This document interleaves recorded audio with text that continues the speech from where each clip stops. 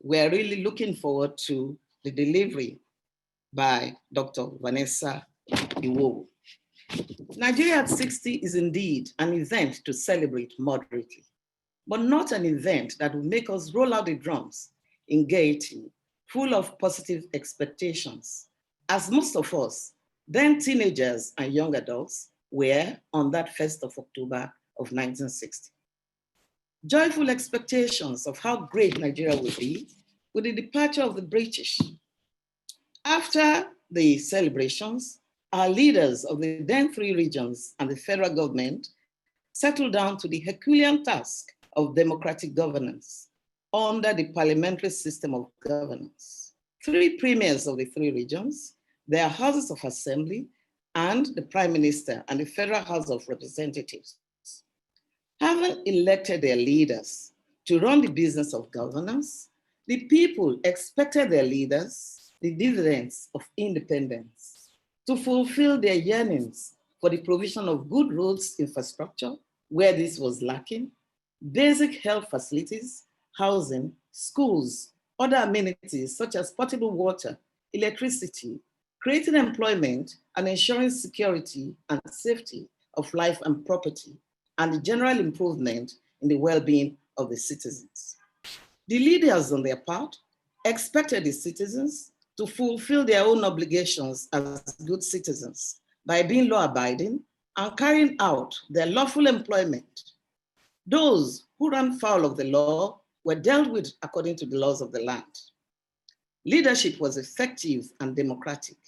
Leaders are expected to help themselves and others to do the right thing. They set direction, build an inspiring vision, and create something new and beneficial to the community and the country that they lead. Leadership is about mapping out where you want to go as a team, an organization, or a country. Leadership is dynamic, it is exciting, and it should be inspiring.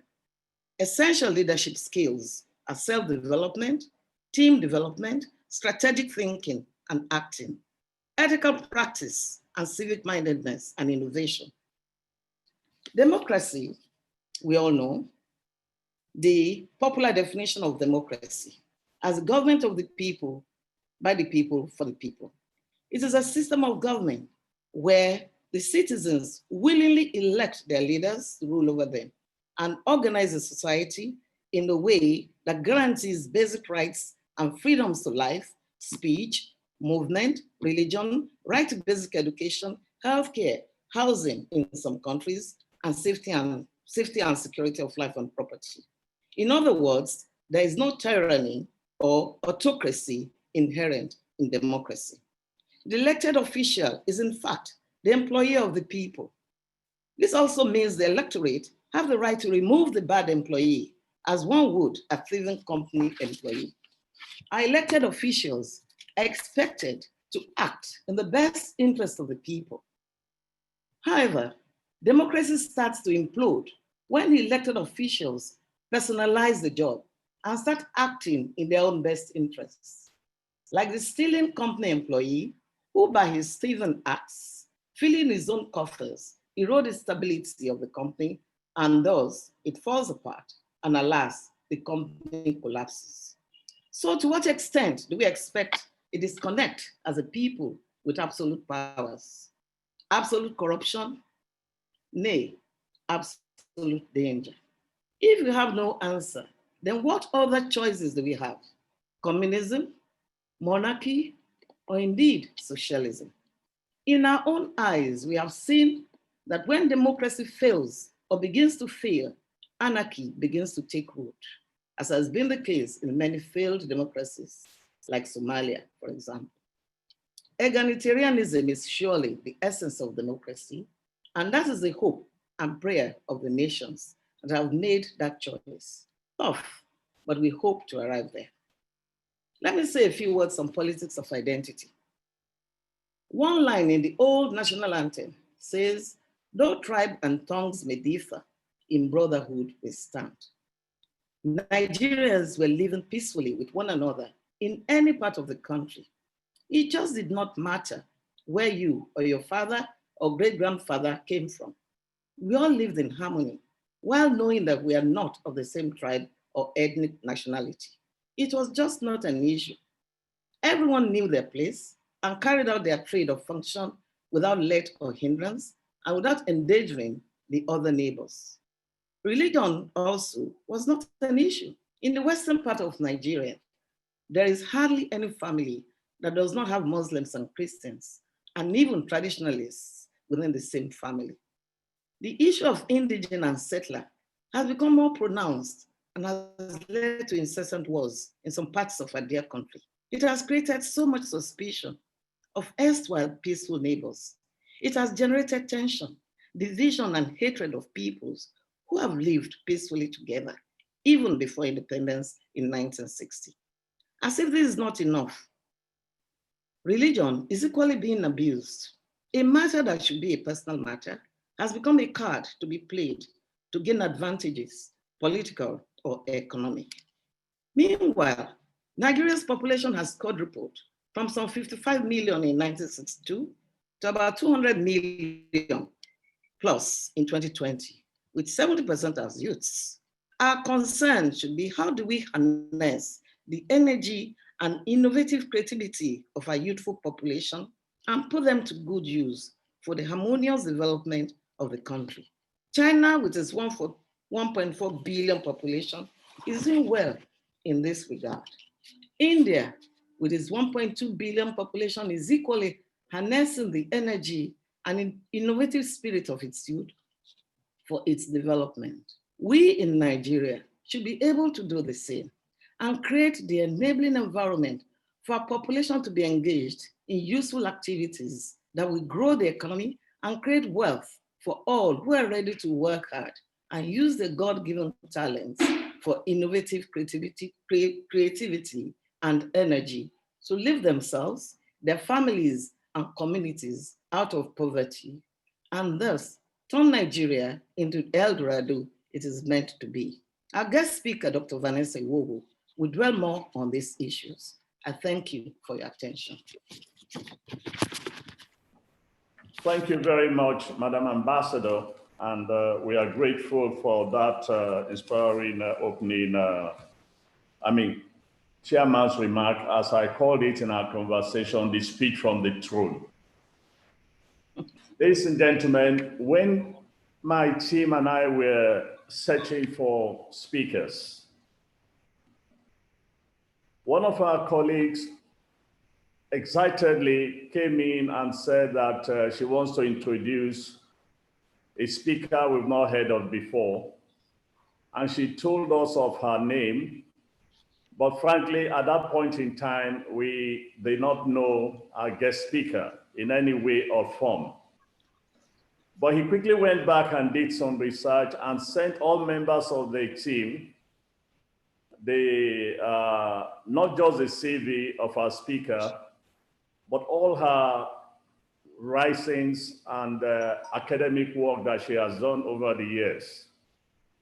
Very, very interesting, indicating the brilliance of the guest speaker that we are about to listen to and introduce to you this morning.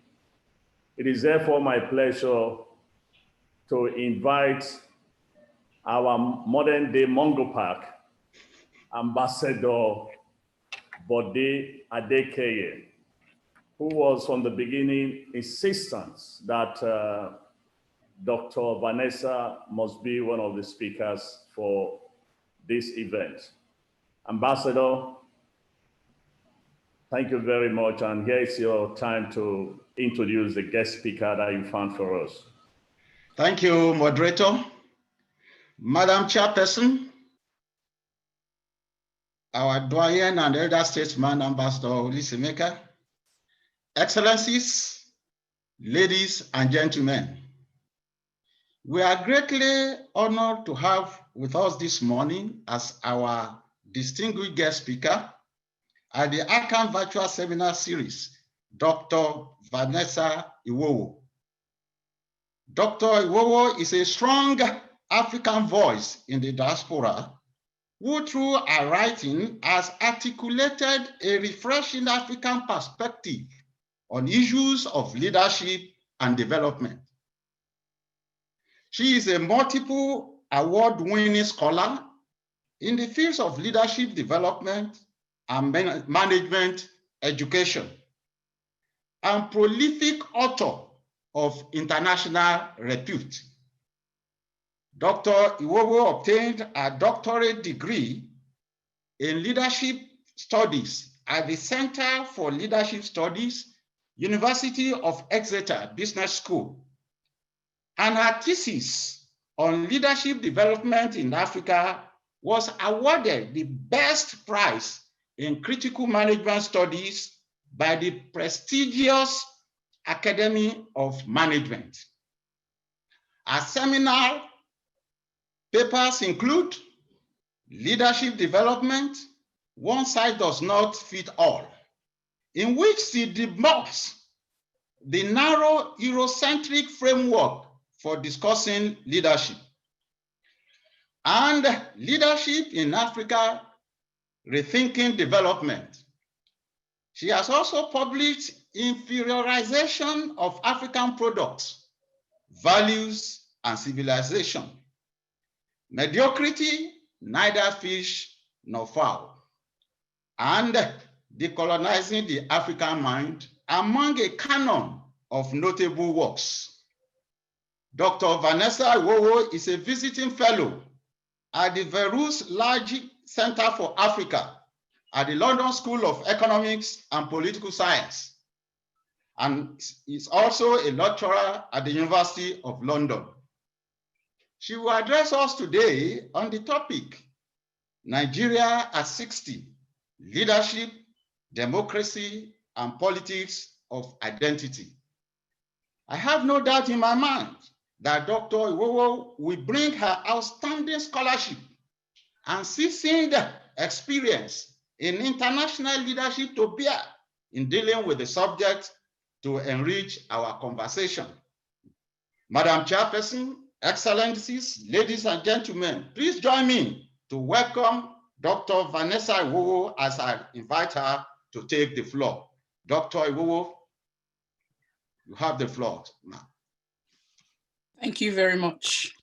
Thank you very much indeed. Can everybody hear me? Thank you, Ambassador. Thank you, Your Excellencies. Can I confirm that everybody can hear me at this point, please? Thank you. I extend my deepest gratitude to the organization, ACAN, and also to Ambassador Joe Keshi, through whom you have extended this kind invitation to me. Thank you very much, Ambassador, for recommending me also for this honorable and wonderful platform. It was I was delighted to receive your invitation, and let me begin by saying that I am deeply honored to be here and to share this platform with other eminent speakers. Thank you very much indeed. Before I begin, I would like to set the expectations for what it is I'm going to be talking about today. I am first and foremost a leadership scholar, a critical leadership scholar. My focus is Africa. I'm also a behaviorist. I teach organizational psychology at Birkbeck and leadership in Africa at the London School of Economics. So I will bring to this talk or this lecture today my perspective as a behaviorist and as one who is essentially very concerned and very interested with how we as Africans and as Nigerians and indigenous people behave. And hopefully I would like to bring perspective to a lot of what we have discussed over the past few days. I have titled this lecture, Leadership, Democracy, and the Politics of Identity. I must warn you, however, that it is so titled for convenience and ease of discussion, and that I address these three in no particular order. In this, I do crave your indulgence, that you permit me to move things around just a little bit, and I promise that we will get there in the end. Other speakers before me have dealt extensively on the economic and political issues that have continued to bedevil the Nigerian project. So I am not really going to focus on the micro, as this is outside the scope of my expertise, and we have spent enough time unpacking these things. Rather, I will be dwelling for the purpose of this lecture on the psychosocial, sociocultural, and ideological issues. And in so doing, I hope to continue to build on all that we have heard so far. Let me begin with a personal story. I call it the Bongo Park story. When I was a little girl, I went to primary school in Nigeria. And I think it was about my third or fourth year. I can't remember now exactly which, but I recall that I was about 8 years old. And it was in my social studies class when I was told about a man called Mungo Park. In addition to the fact that his name seemed rather odd, what bothered me about this man was that he was said to have discovered the mouth of River Niger. I still recall that in my young mind, I wondered why he also hadn't discovered the beginning. It didn't make sense that he had discovered just the mouth, but I was very young. Also, in my geography class, we were told that the earth is round and that much like a football, it is a sphere. But every time you saw a map of the world, it was flat, with America at the top, Europe at the top, and Africa under. And I wonder, didn't this sphere ever turn? Lastly, we were taught that Nigeria was an amalgamation of the area north and south of the Niger by a certain man called Lord Frederick Lugard, who was Governor General, and that the name Nigeria was itself an amalgamation of two words, Niger and area. More interestingly, that this coinage was made by a certain lady named Flora Shaw, who was then wife to the Governor General. We also learned about other heroes like David Livingstone, who helped abolish slavery, Mary Slessor, who stopped the killing of twins, and also of how Mungo Park died of malaria in New Busa. Throughout my early years, my curriculum was replete with stories of British colonial rule. Much of it was couched in narratives of deficiency. And in particular, I was careful to stress at each point how Africans had been saved by the colonialists. This education taught me very early to see the white man as my savior, whose ways were superior and which we are all encouraged passionately to emulate. Interestingly, though, in all of this imperialist narrativization of history, there was not a word on what has since been regarded as a most unique event in political science history, the infamous Berlin Conference. And it is here, ladies and gentlemen, that I begin my lecture this morning. Every student of leadership knows that true leadership is impossible without a vision. Even the Holy Bible says that where there is no vision, the people perish. Another translation says the people cast off restraint. Just as important is a clear conception of origin. An understanding of the beginning is necessary to keep the end in perspective. Like the reputable scholar Stephen Covey once said, we must begin with the end in mind. It is also a popular saying that if you do not know where you're coming from, how can you know where you're going? It is for this reason that what I'm about to say, I cannot say effectively without recourse to history. Remember that we are not only celebrating Nigeria at 60, we're equally evaluating the journey so far. It is this journey so far that I make my early preoccupation with within this lecture. And ladies and gentlemen, I invite you to please take a little walk with me through history. Over the past few days, we have been revisiting this. So in a sense, I do not come to tell you anything new with respect to this. Rather, what I have come to do today is to bring perspective to a number of the issues that have already been raised in this regard. Indeed, the fact remains that a few centuries ago, some bureaucrats gathered in Berlin to discuss what was to become the destiny of nations within an entire continent. On the afternoon of Saturday, November 15, 1884, this international conference, which would last for the next 104 days, was convened by a man named Otto von Bismarck, then Chancellor of the new German Empire, at his official residence in Berlin, an event that is now known in history as the Scramble for Africa. Contrary to the popular imagination, this scramble for Africa did not begin with the Berlin Conference. The scramble was already very much in progress, as various European nations had already made significant inroads into the continent and already controlled significant portions of the African coastline. Rather, what the Berlin Conference did was to formally establish the ground rules for the conquest and the partitioning of Africa, and in so doing, legitimize the idea of Africa as Europe's latest playground. An important point to note, however, is that it adamantly refused to consider the question of sovereignty or the legitimacy of laying claim to somebody else's land and resources. Something else to note is that there were no Africans at this table, as for some reason, and one that has historically defined and that continues to define Africa's relationship with the rest of the world, their views were not considered necessary and of no relevance to the conversation.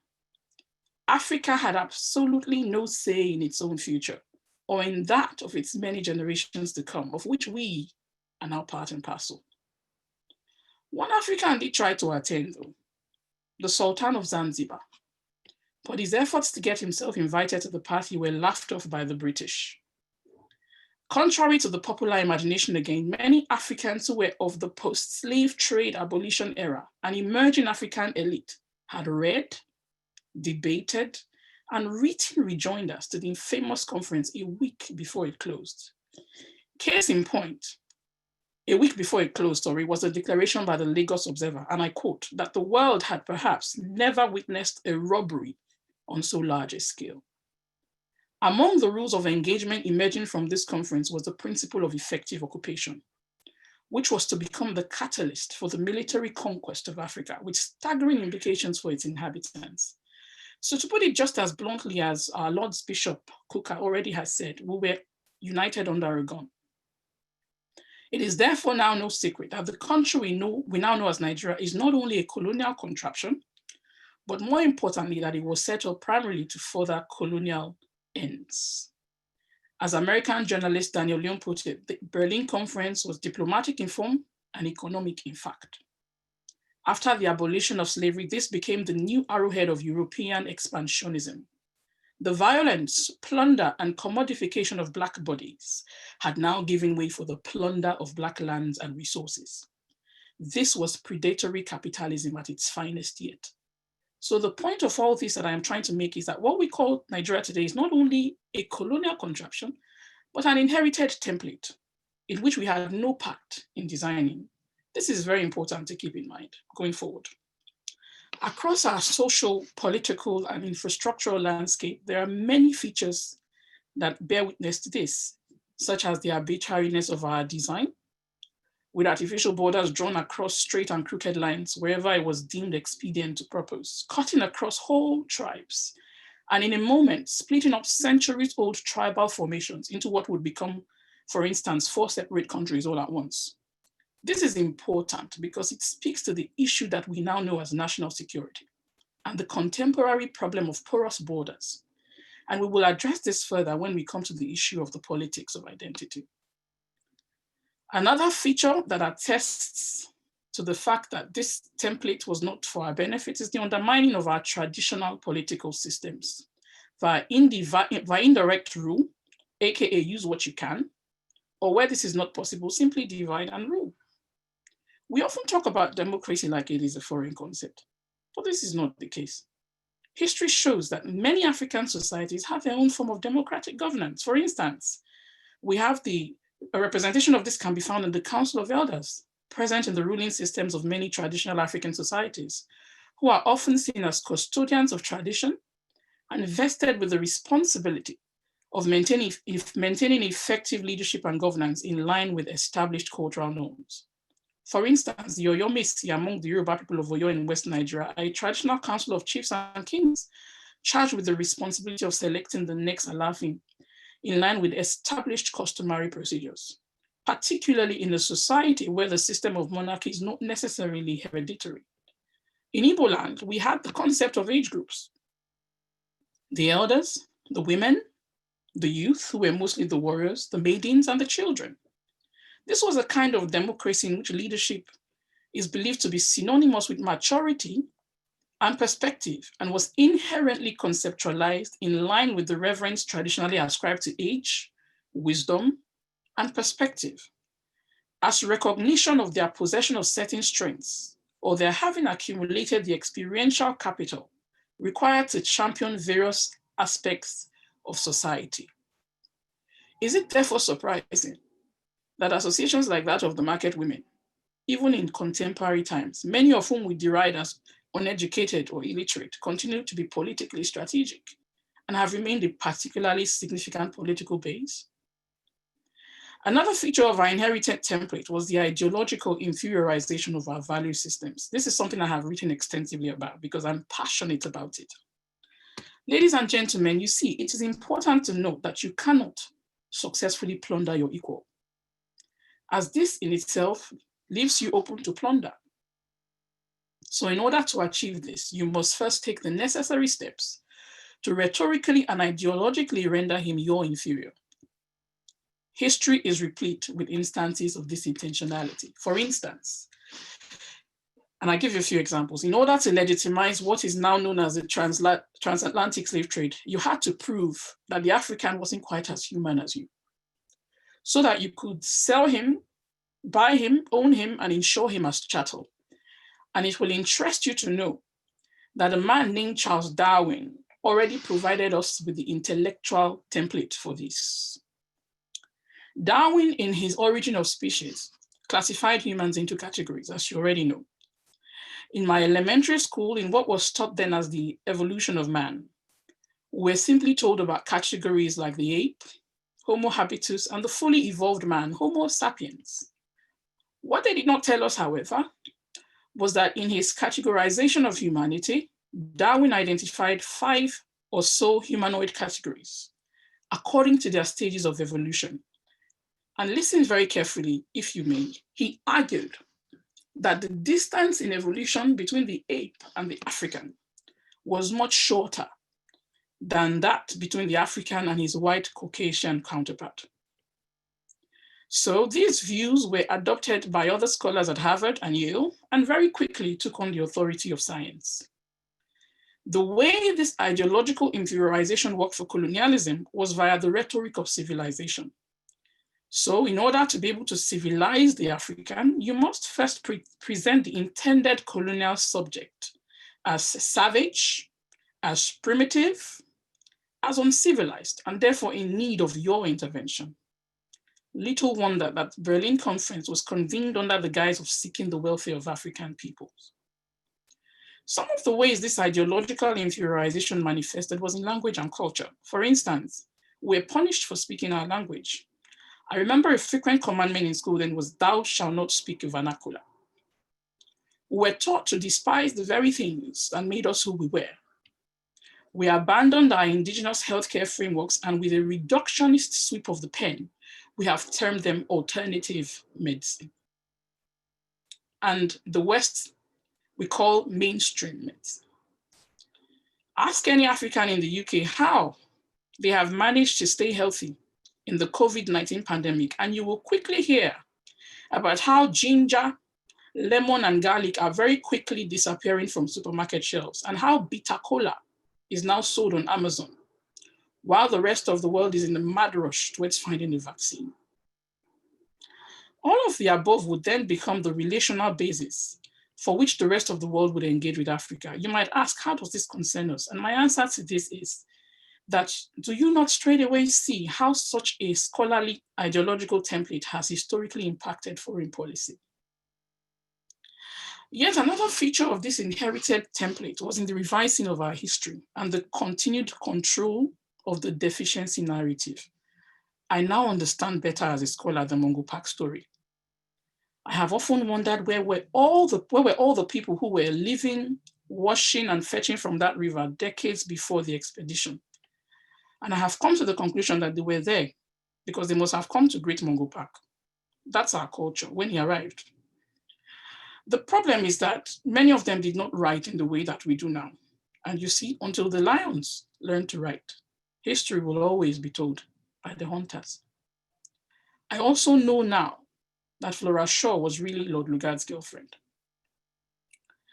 As a scholar, I understand better the narratives of deficiency. Every country has its problems.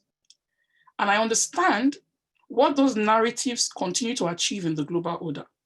And I realize that there are those in whose interest it remains for our societies to remain unstable. Again, every country has its problems, and I'll come to that.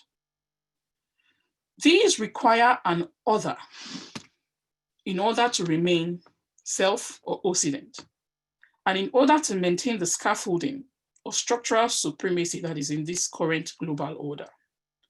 How come no African country is a member of the UN Security Council? or permanent member, if you like. None who has ever led any of the global institutions that matter, the IMF, the World Bank, you know. Long after independence from colonial rule, ideological colonization continues to endure. The colonialists have gone, but we have remained ideologically trapped within the template they created, not for our benefit, but for theirs.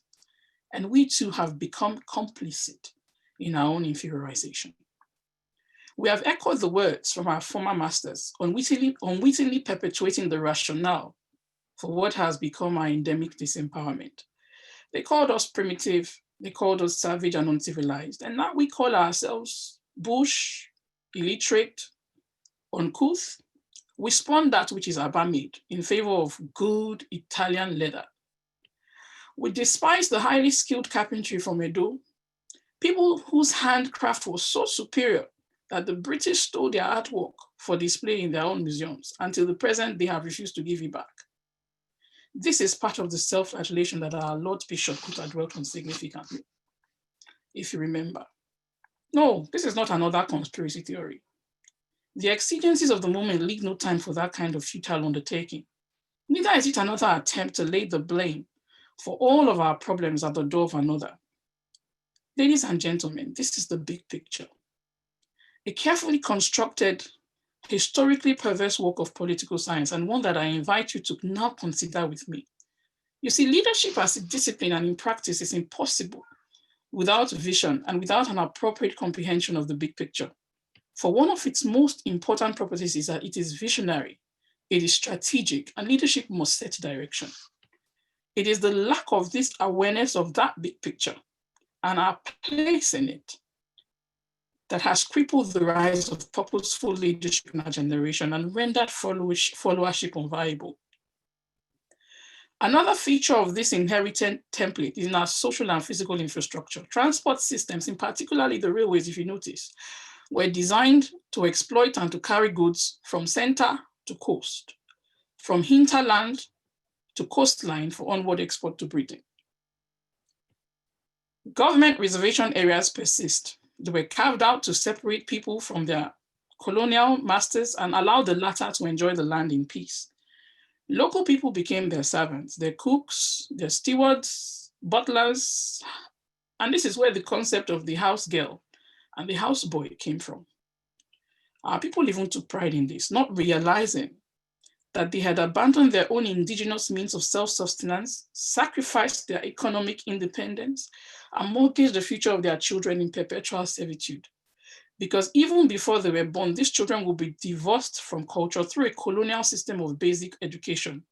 They will be divorced from working on their God-given land to feed and sustain them throughout generations. And I'll come back to that. It may sound pedestrian at this point, but I'll come back to that. This system was designed to raise a generation of pen pushers and permanent colonial subjects. Indeed, our curriculum is still dominated by European ideology today. Leadership and leadership development in Africa is very much tied to Eurocentric apron strings. We have British American schools springing up everywhere, charging very expensive fees and teaching our children to disdain all that is indigenous. Even in the private sector, self-flagellation is pervasive. We romanticize everything that is foreign. Our contemporary management and organizational practices are Western. We love foreign management experts and gurus, and we romanticize their worldviews, forgetting that knowledge is developed in context. Knowledge about social phenomena is a well-established fact that knowledge about any social phenomenon, even such as leadership, is developed through the actions, interactions, understandings, and sense-making that occur within a particular context. And context itself is governed by the sociocultural forces that impact on it. And so, not realizing that, we quickly import contemporary perspectives from outside. Nothing bad with listening to others, but not at the detriment of your own voice. Everything Western is good and that which is indigenous is bad. Why wasn't this educational system why wasn't it designed to make independent? After independence, we discovered crude, and what should have empowered us became another source of disempowerment due to the economic dependency it created. Why? We had no theoretical conceptual frameworks to manage this economic boom, and so we squandered it. Today, we talk about diversifying the economy, And after the fact, realizing that we require an ideological conceptual basis to do this, all of a sudden agricultural institutions are suddenly springing up everywhere. This period after independence also saw the increase of social power distances that were hitherto foreign to us. There is the concept of the village square, if you remember. Everybody had a voice.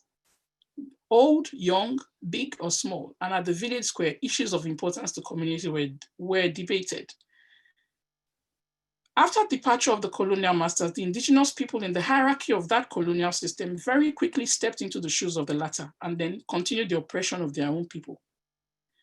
Ladies and gentlemen, the law of power distance is that those at the top of the hierarchy would do everything possible to maintain that power distance. And those at the bottom would do everything within their power to close that distance. In our contemporary sociological order, this power distance is maintained supremely by amassing vast financial resources. And after independence, it was this new ogas who now had access to the national coffers. And the rest, as they say, is history. Little wonder corruption has just continued to climb on the one end, and at the other end, houseboys in quote and housegirls are disappearing, with many resorting to all kinds of atrocities on madams and ogas to make money. They kidnap their children, they steal their jewelry, they organize with one another to rob them. Young people are turning to all kinds of money-making means in order to close this socio-economic, socio-cultural power distance and go back to oppress others as they themselves think they have been oppressed. So this is not just about hunger. It is the law of socio-economic power distance at work. There have always been rich and poor in any society. However, the kind of social and economic power distance that followed the colonial era have given birth to monstrous levels of socioeconomic inequality we see today. Add to this the other internal economic and political issues we suffer, and what you have is a very curious mix. I'm not blaming the British for all our problems. Neither am I trying to romanticize our concept of culture. Culture is not carved in rock. It is fluid, it is dynamic. For if we consider the writings of Homi Bhabha, the well-known Indian scholar and authority on post-colonial critique, there is indeed no pure culture in the context of colonize and colonizer. For that culture of the colonizer and that of the colonized were intertwined in such a way and manner that strips each of absolute purity. What I present, however, is a diagnosis, a thesis of our post-colonial and post-independence sociological and socio-cultural struggles. My scholarly attempt to trace the genesis and lay bare the real anatomy so that we can understand the true dimensions of the behemoth in the room, the many fractures within our own systems, and from that informed holistic position, construct nation building and leadership development interventions at work. Otherwise, I worry that we will weary ourselves trying to grasp at the many separate straws that burden the camel's back. We must understand where we are coming from, understand the role of this yesterday in our today so that we can more intentionally chart the course of our future. And this brings me straight to the politics of identity. Like they say, you must know who you are and where you are coming from. So having answered the question of where we are coming from, I think the next question is who we are. Who are we? It is important in noting this politics of identity to understand that the fundamental unit of identification for the African, and indeed for the Nigerian, is rooted in his tribal and clan affiliations. Affiliations that predate nation states as we know them today. This in itself presents a fundamental tension, as we already know, but one that is at the very basic level of the person, not just the territory. Now, for the individual who is located within the territorial space we now call Nigeria, especially if it is a Nigeria that is in quote, not working, how does this identity tension play out? Revisiting the issue of porous borders and national security, for instance, how do tribal and clan affiliations play out against the subject of national identity? To which is the tribesman more loyal? I'll leave that out there for a moment. So the fact that the fundamental basis of identity of the African is locked in affiliation to his kith and kin, tribe and clan, taken together with other facts of our history, make African states especially susceptible to fractionalization and sectarianism. That we already know. These tribal lines are ancient and in many cases have stood the test of time. The Harvard paper that our esteemed Professor Kingsley Moghalu quoted already empirically establishes this as scientific fact. Countries with a high number of different ethnicities are prone to internal conflict. Is it therefore surprising that less than a decade into independence, we already had a coup which was against better judgment, as we now know, termed the Igbo coup? An ethnic pogrom and a full-blown civil war, which in many parts of the world is still seen as Nigeria's ethnic genocide, all of which arose from sectarian and secessionist sentiments. Despite achieving independence since 1960, we seem to have continued along the destructive path laid out in Berlin. Former Tanzanian President Julius Nyerere declared, and I quote, "We have artificial nations carved out at the Berlin Conference in 1884, and today we are struggling to build these nations into stable units of human society. We are in danger of becoming the most balkanized continent of the world." Ethnicity and tribalism has continued to be the bane of African politics. Since independence then, this has very quickly lent itself to nepotism within the new post-colonial dispensation of Nigeria, of the Nigerian project. Meritocracy was one of the very first things to go. The end result is that mediocrity in all aspects of governance and leadership becomes the order of the day. In addition to all the above, the fact remains, however, that systemic and symbolic violence was done to our indigenous thoughts formations. The authenticity of our indigeneity was severely undermined. Our identities were compromised and value systems inferiorized under this colonial project. Even our language was taken away. Our chief instrument of communication, identification, and unification was reclassified as vernacular, with our children punished for speaking it. Given that our indigenous knowledge systems were so undermined and we had been schooled to despise them, we could not now use the incomplete systems we were given, as these were not designed to benefit us. Those who exploited us in that predatory capitalist enterprise that was empire. Neither fish, and in this context, we were neither fish nor fowl. The template we inherited makes us neither fish nor fowl. It wasn't designed to serve our own interests, and it wasn't designed to benefit us. So it is mimicry, like Baba would say, at its finest. Nearly there, but not quite. Not good enough to be like me, not good enough to serve your purposes. Not realizing this, we also have remained complicit in our ideological disempowerment, and we have continued to look to the West for knowledge on how to build our organizations and institutions. No wonder African leadership continues to flounder in mediocrity. We fly them in at our expense and pay them huge sums to help us. We call them experts. Experts in what? Experts in our own problems they helped us create in the first place, and we pay them for it. And so the rape of the land continues, with us complicit in our own exploitation. Let us ask the Chinese, for instance, how did they become a world power? We know they have one language, or a major language is Mandarin, but their indigenous philosophies and worldviews have remained uncompromised and were not tainted by the colonial experience. Ditto Singapore, a philosophical worldview of meritocracy. Personally, it is my own opinion that we need to begin to revisit our indigenous thought formations of old, and from this place evolve, position, and maintain the order that ensured the progress of our own civilizations. Benin, Oyo, Zaria, what knowledges did they use, all of these empires, and where have they gone? We have seen how a common indigenous language plays a role in nation building. In China and in Tanzania until recently.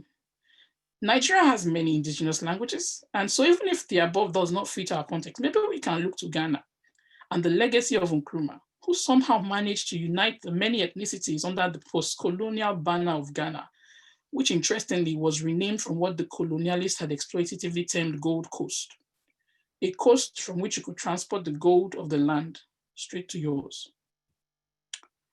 So just to wrap up, I think that we need to pay attention to these little foxes that I believe spoil the vine.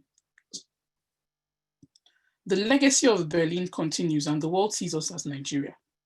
Yes, it is indeed a colonial construct, but this remains the frame of reference for our engagement with the rest of the world. We do not go to the World Cup as Igbos or as Yorubas or as Hausas, we go as Nigerians. Where I live and work, I'm not seen as Edo or Hausa, but as Nigerian. Here is the unfortunate paradox. While the fundamental unit of identity for the African is in his tribal and clan affiliations, the terms of reference for his engagement with the world are premised fundamentally on his nationality. It is for this reason that we must recognize that the real enemy is in here. This is the enemy within that has opened the door to the robbers. The apathy of one tribal group towards the other is historical. We fought ancient wars. This was the basis for tribal wars that annihilated territories. If you doubt me, check out the history of the Mfakane, one of the most brutal episodes of ethnic cleansing and territorial conquest in African history. This is well documented, and it became the template for the rise of the Zulu nation. Rwanda is only able to rise because it dealt with this devil after the bitter experience from its own project, genocide. Until recently, Tanzania was undisturbed because of its nationalization project, which took care of this devil very early on. Ghana conquered it through mass education, which ensured that no part of the country was left behind post-independence. Look at all of this and you will very quickly realize that in all these cases, there were few tribal fault lines or cracks to exploit. And I believe that it is for this reason that we must nip nepotism in the bud. It is a cancer that has continued to destroy the very fabric of our nation as a people. The tribes of Europe had their own share of wars too. If you doubt me, you ask Napoleon what he was doing in Waterloo.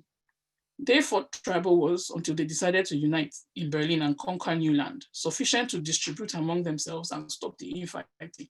So this is not new. I believe we can change this narrative. And this is where leadership and leadership development comes into play.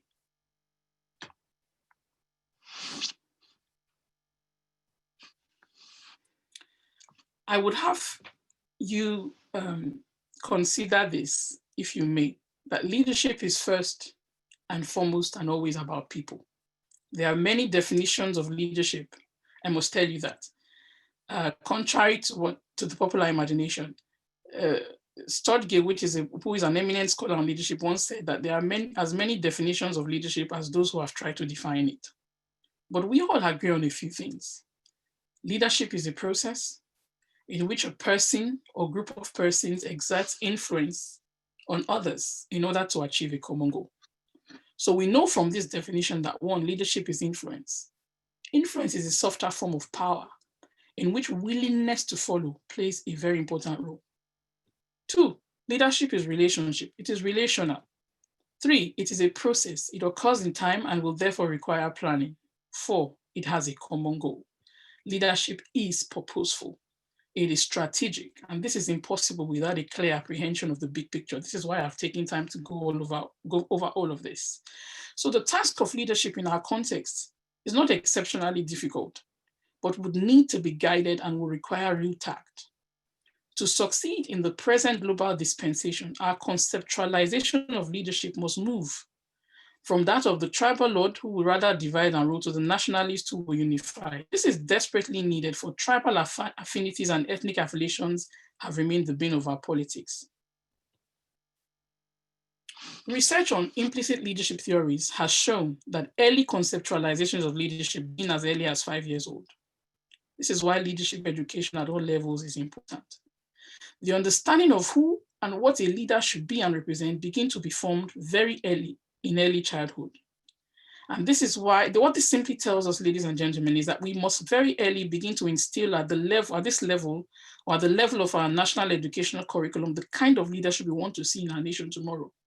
What we are acting out today is a product of what we learned yesterday. And this is scientifically proven through the theory of implicit leadership theories. And what we do today will either spell dawn or doom for our nation tomorrow. So in our context, because leadership also must be contextual, we cannot superimpose Western theories of leadership on our own sociocultural context because of the uniqueness the social uniqueness and the cultural uniqueness of that terrain. So I always maintain that leadership must be in context, and our understandings of it cannot be divorced from the context in which we occupy. So within our context, leadership must manage sectarianism and purposefully commit to nationhood. The way to do this is by creating a shared sense of national identity and ideology from which we can launch action. This builds on Professor Kingsley Moghalu's point of the need for Nigeria to evolve its own values base and philosophical worldviews. And very importantly, I add, the view of its place in the global order. Where are we going? What is our place in the world? It is impossible to answer these two without a complete understanding of who we are, identity, and where we are coming from, history. The most effective way to do this, therefore, is by harnessing and drawing on our shared sense of history in order to create a shared sense of identity. By articulating and institutionalizing this, at the moment, it does not take magnifying lenses to see that our politics is still that of the belly and completely lacking in ideology. So it's more rice, more rappers, and maybe more mobile phones. So there's no incentive for the tribal political class to eradicate hunger. For we will need it because they will need it at the next election.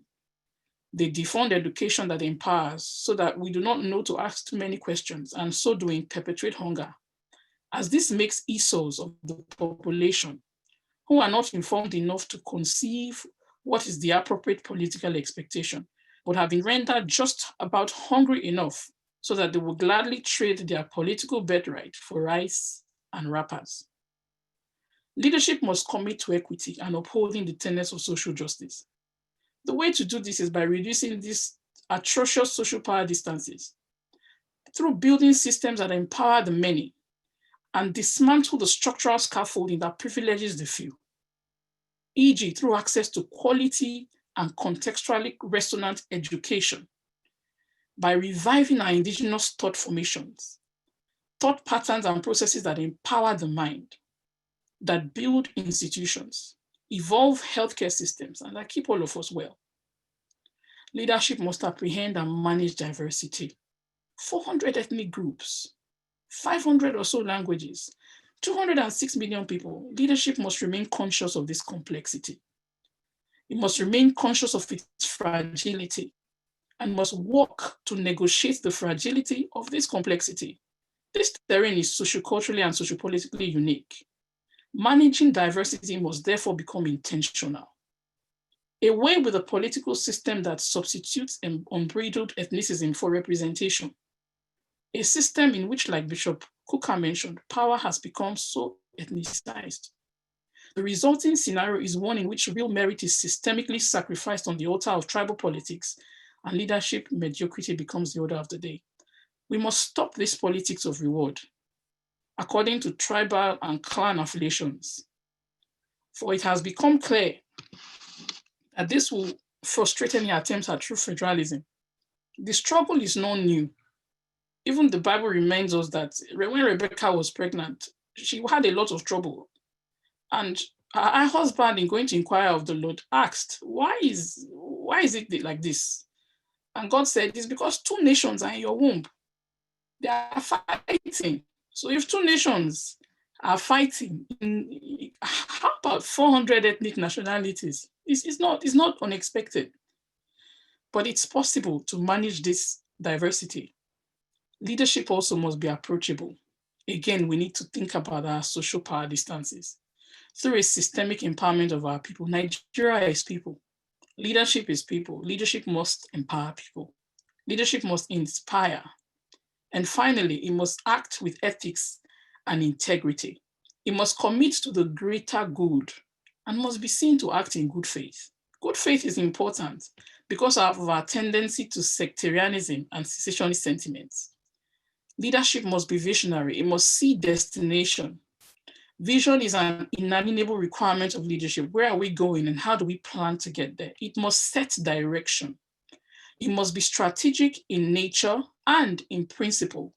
Leadership must create stakeholding, especially within our context. I keep going back to context because it is important. It is not enough to take Western paradigms of leadership and leadership development and try to superimpose on our own context. And I have carefully taken time to tease out the complexities of the social terrain and the social cultural terrain that is our own.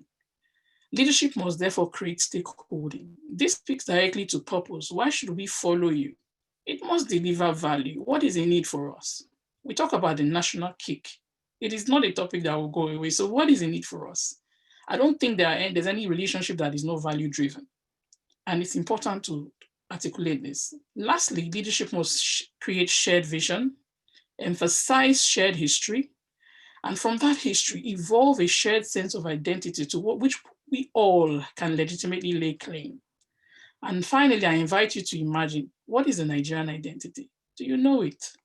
Because just like Bishop Kuka said again, we have come to the point where the rest of the world is no longer going to accommodate our waywardness.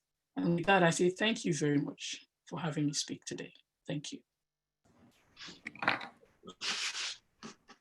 Thank you. Thank you very much, Dr. Vanessa Iwowo. I think this has been very interesting with a lot of definition of what leadership is, how we can get out of our identity crisis.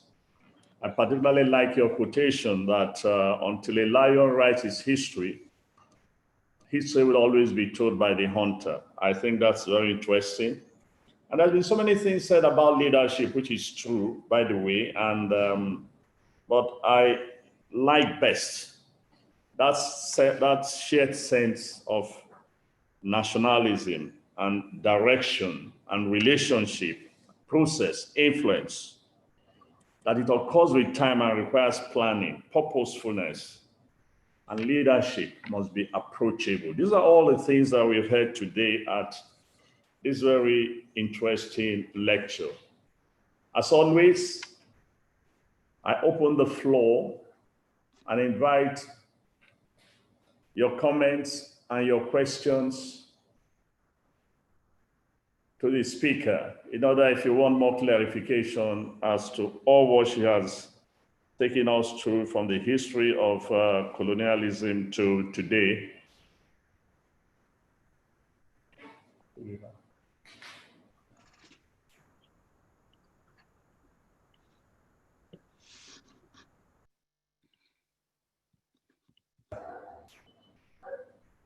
If I can see your hands, wave your hands and so somebody who is waving there.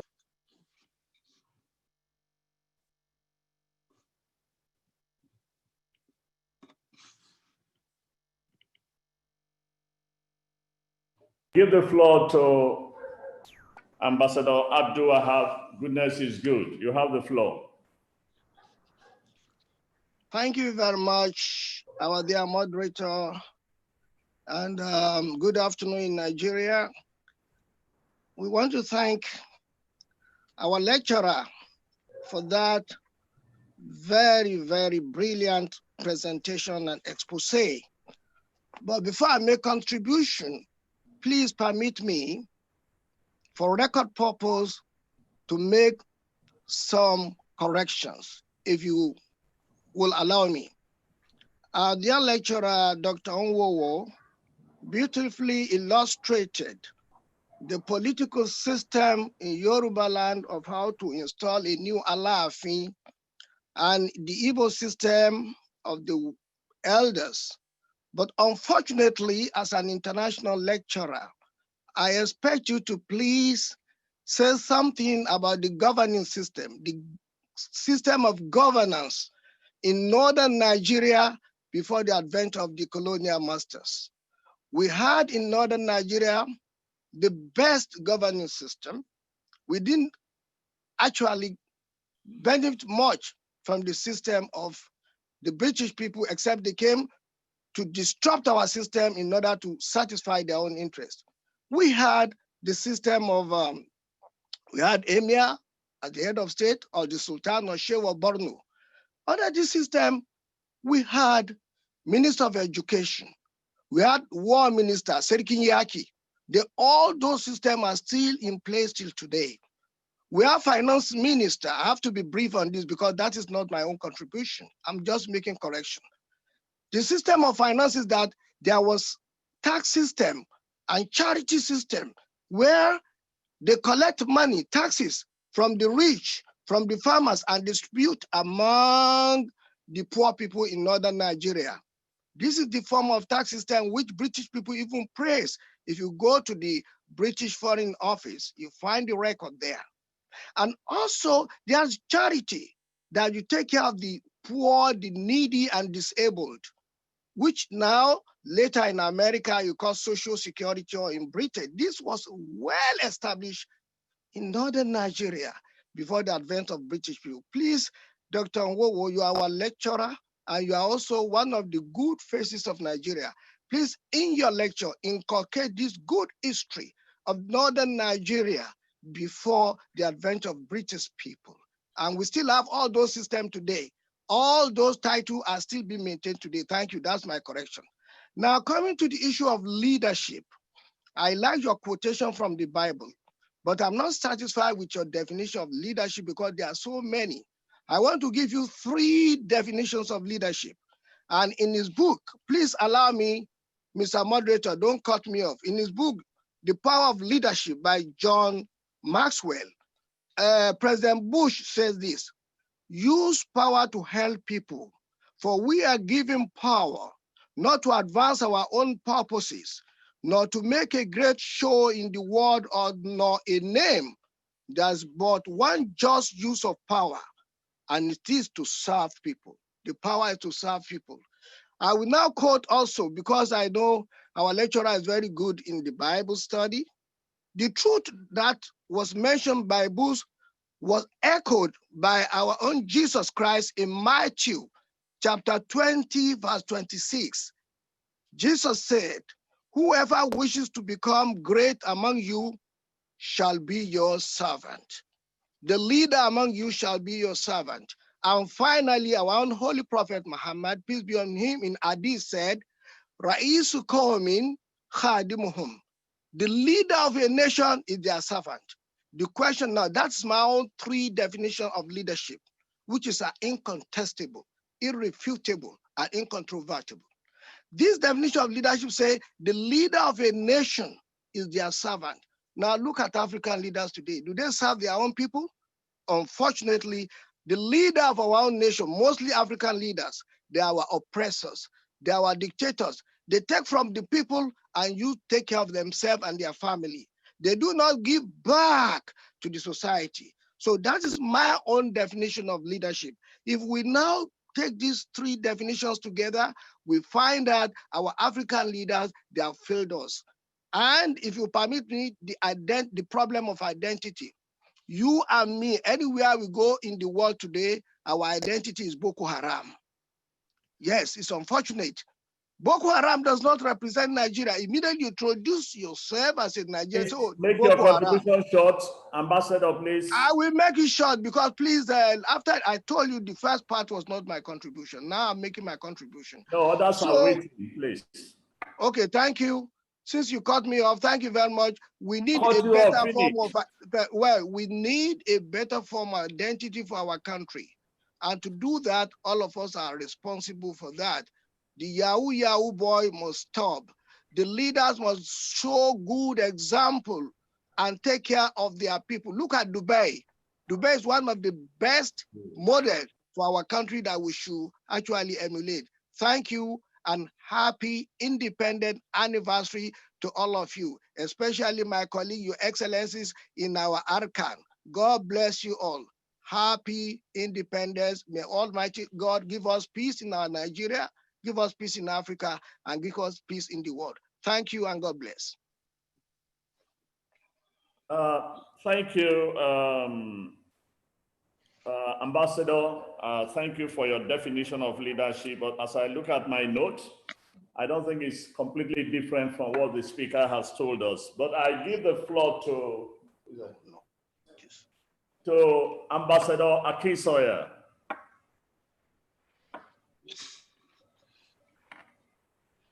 Well, I thank you, Mr. Moderator.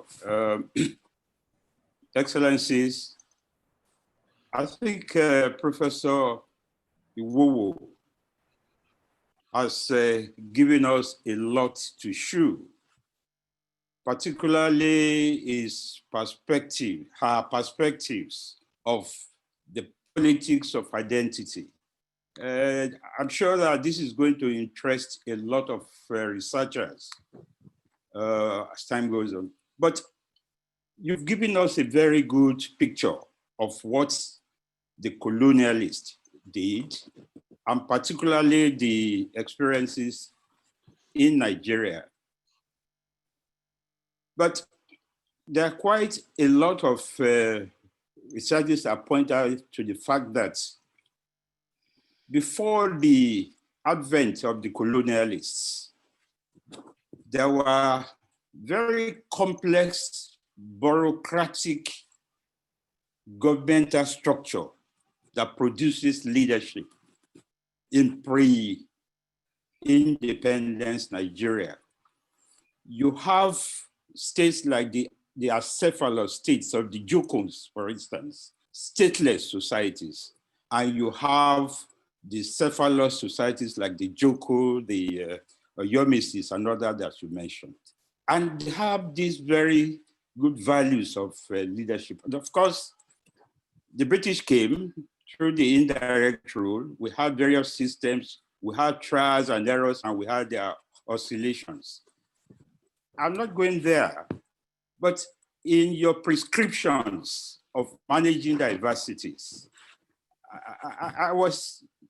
my perception is that Africa cannot wait until you have a level of development or a level of politicization before you produce good governance or good leadership.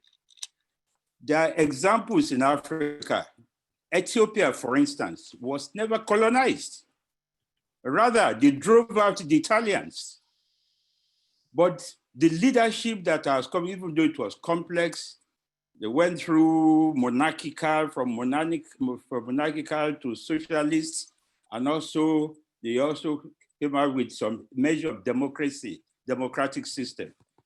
But in terms of, it is considered a developmental state.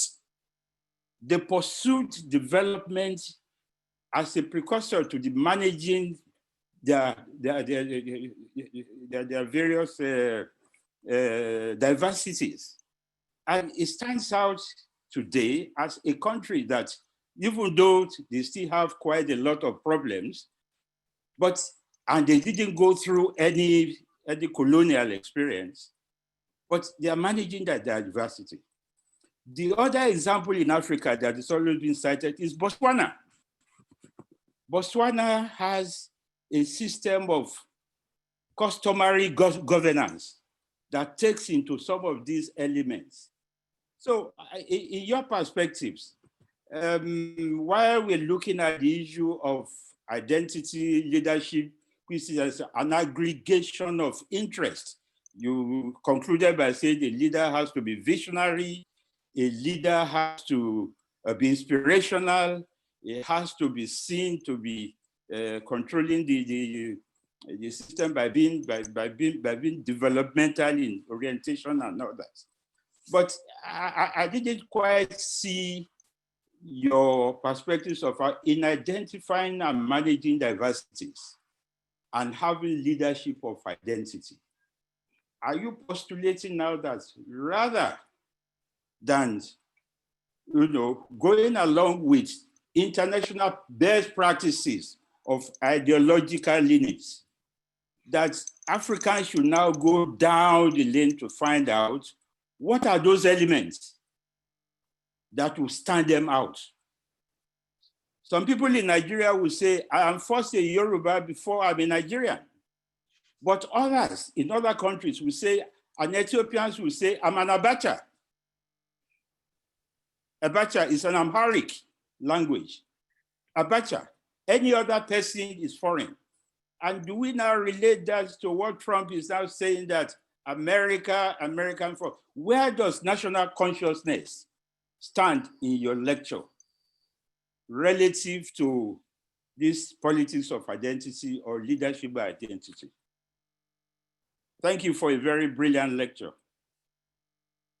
Thank you, Ambassador King Sawyer. Ambassador Okafor, you have the floor.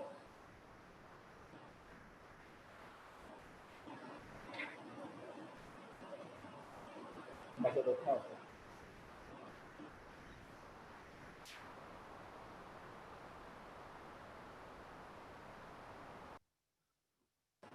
Ambassador Okafor, unmute your mic. Unmute yourself, please.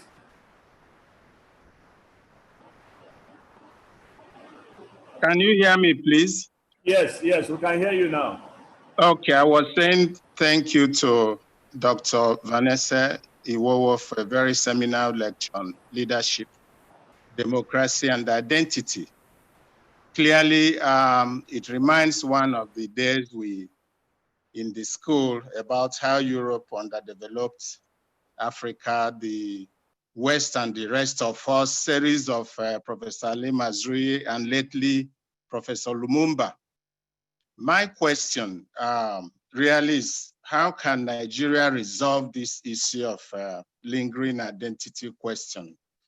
Because, I mean, we all, to all intents and purposes, made to see ourselves, just like Ambassador Kisanya pointed out, first and foremost as ethnic Nigerians and not pan-Nigerians, whether it's in appointments, promotions, and our political leaders are towing the same line in every respect, and this has not helped.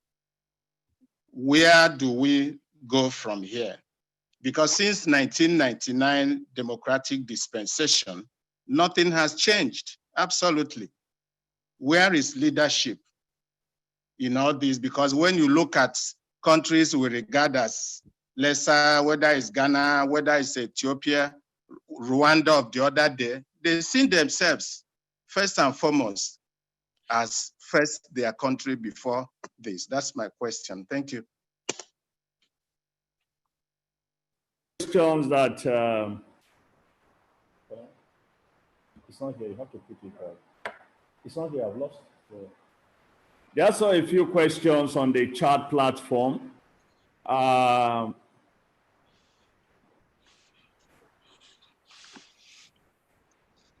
One says, how do we get our people, given the current situation, to buy into these various ideas and ideologies of what leadership is all about? That's from our former permanent secretary, Lady Wadibia Ayahu. And there is also another question, which I'm not sure is related to the subject, but it says, what is your expert opinion on the renewed calls for debt cancellation for Africa and the subject entirely? Should Africa receive compensation for colonialism or even slavery? You have the floor, Dr. Vanessa. Thank you very much. It's quite a lot of questions. I was taking notes, so I remember everything that you have pointed out. Okay, so I'll take the first one about the governing structures in northern Nigeria. And like Ambassador Keshi has already pointed out, what I said was not different from what it is the ambassador himself raised. My point was that leadership is first, foremost, and always about people. And I think that's the second question I'm answering, sorry. We had systems of governance in Africa that worked. And my point has always been that these systems were undermined and that these systems were inferiorized. And so if I cited examples from the Yoruba and from the Igbos, and I neglected to mention that of the North, that was just an oversight. But I think it goes straight to the heart of what I'm saying, or what I was trying to say, that leadership and governance worked. It worked well in Nigeria, in Africa, before it was territorially termed Nigeria, in Africa before the advent of the colonial era. So just to put that to rest. You also said or mentioned how leadership should be about serving. And again, I agree. But this is what the whole, there's a theory that's called servant leadership. I don't know if you've heard about it, but this is what servant leadership really has really attempted to theorize, the fact that leadership must serve. And I took care of that very early on when I started my lecture, saying that leadership is first and foremost and always about people. Nigeria is people, leadership is about empowering people, it's about serving people. And so you cannot divorce the idea of serving from leading. Very quickly, I go on to the third. Ethiopia was not colonized. And thank you very much for bringing that up. You see, the issue with Ethiopia was that Ethiopia's ideological development was not interrupted. Their thought processes and their indigenous thought formations and ways of being were not, violence wasn't done to their way of being and their way of organizing and of community and of thinking and of critical thought systems. And so this is why I believe personally that they have emerged as a model in a sense to emulate. They did not carry the burden of the tensions, of those tensions that the dual identity of the colonial experience placed on us or on other parts of Africa that were colonized. So I would say that in answer to your question, since you say we shouldn't lean on theories from the West, how does leadership in Africa manage diversity? That's what I understood you to ask. Where does national consciousness stand in your evaluation of how we should manage and lead diversity? Nigeria, again, I said, is sociologically unique. It's diverse. Many nations in one territorial space. And this is why I think the national consciousness that would lead this kind of complexity has to be one that draws on a shared sense, on a stakeholding, on a shared sense of being, on a shared sense, on a shared ideology. I think Professor Kingsley Moghalu mentioned this on Tuesday last week.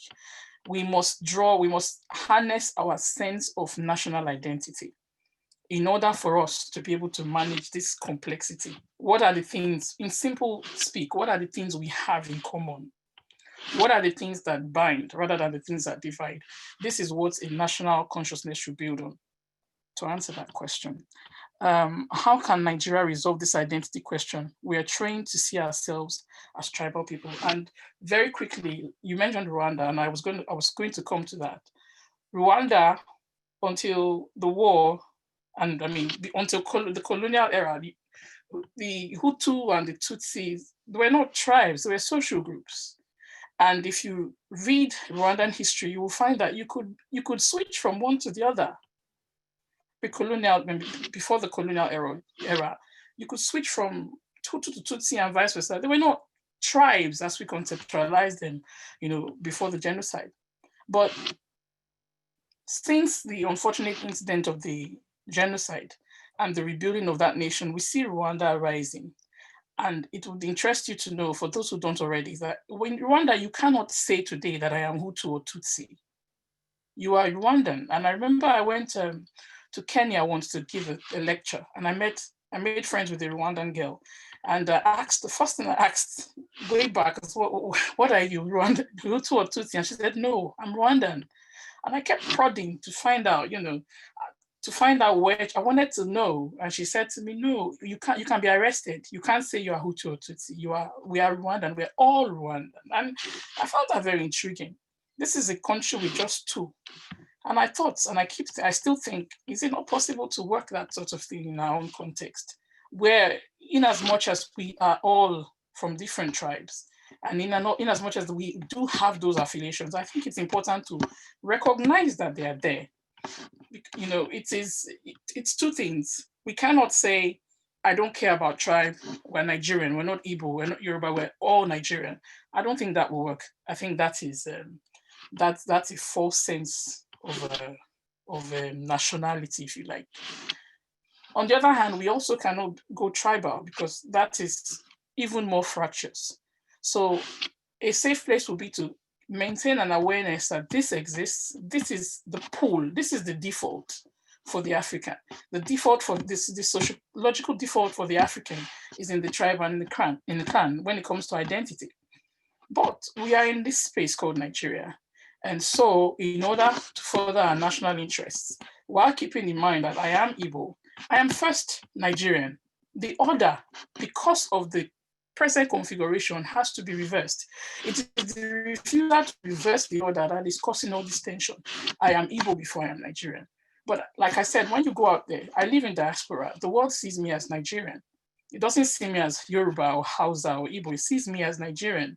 And every time something happens, oh, these Nigerians have come again.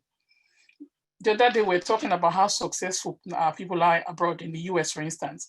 1%, Nigerians are among the most educated group in the US. They make up 1% of the population, of the Black population, 1%, but they make up 25% of those in Harvard and Harvard alumni. They didn't say it was the Yorubas, so it was the Igbos, it was Nigerians.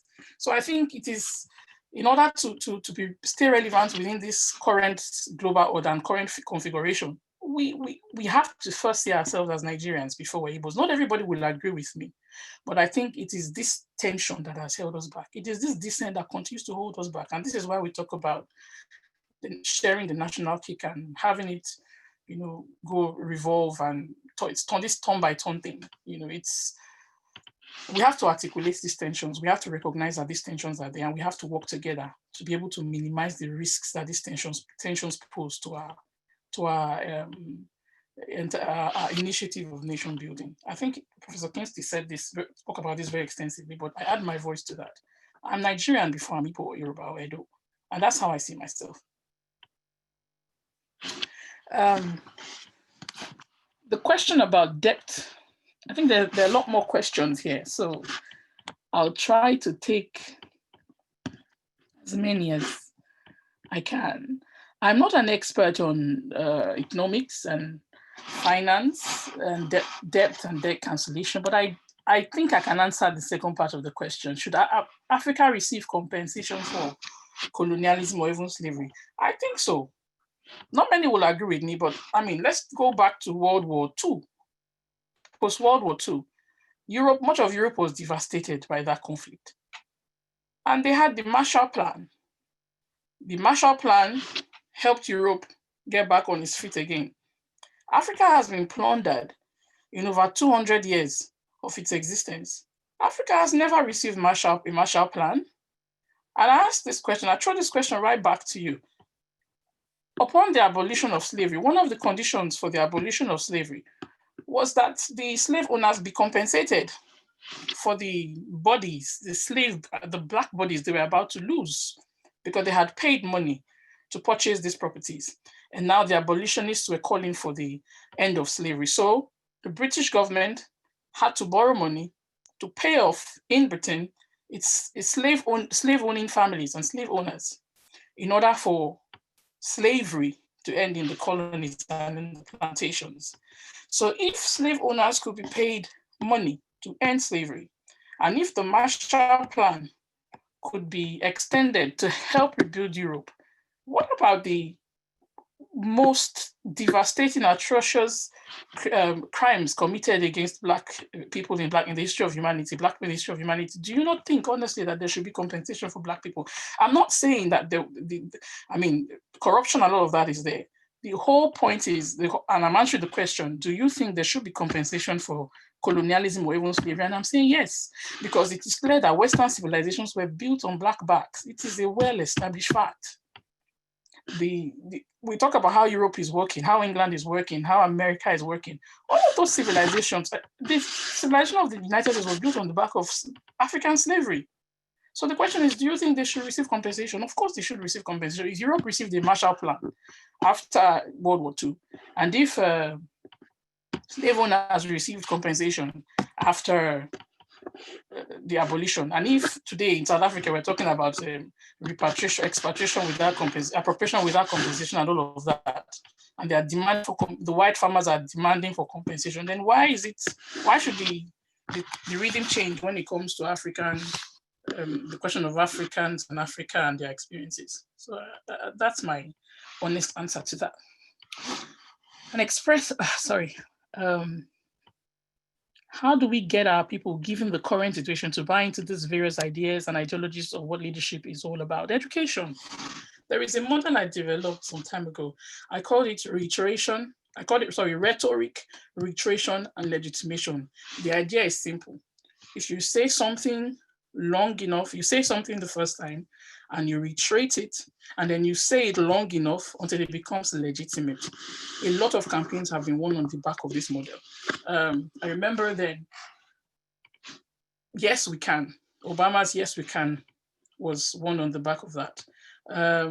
Trump, make America great again, was one on the back of that. Make America great again, make America great again, until it became a mantra that, and then the guy won. Even in Lagos, not too long ago, I remember then, the Eko Nibaje was a very powerful campaign slogan. So how do we get people to buy into these ideologies? You simplify them, you make them, you know, simple enough to be reiterated. So you evolve the rhetoric, which is what I have done. You keep reiteration going until it legitimizes in the public consciousness. And then people begin to buy into these ideologies and begin to play with these ideologies and engage them. It's a very simple strategy if it is properly executed. And I've seen it, I believe we've all seen it work, you know, in the past and in many instances and in many different contexts. Can we say that Africa would have been more developed than it is today without the Berlin Conference? Of course, without the Scrap Africa. This is a personal view. Of course, I believe that, because our civilizations would not have been interrupted. In order for plunder to occur, our civilizations were dismantled. Our civilizations were exploited, particularly, I mean, as a growing child, I heard of emirs kings that were exiled, Jaja of Opobo, Obavorame of Benin. I mean, I loved history. So as a young child, these things intrigued me and I asked questions, you know, and if our civilized, before the advent of, for instance, the Benin massacre in Point, before the Benin massacre, the Benin Empire was evolved. I mean, it is said that when European traders came, they were fascinated by the street lights that were powered with palm oil. You know, Benin had a moat. I remember a big moat dug around it to keep out invaders. So there were civilizations that existed.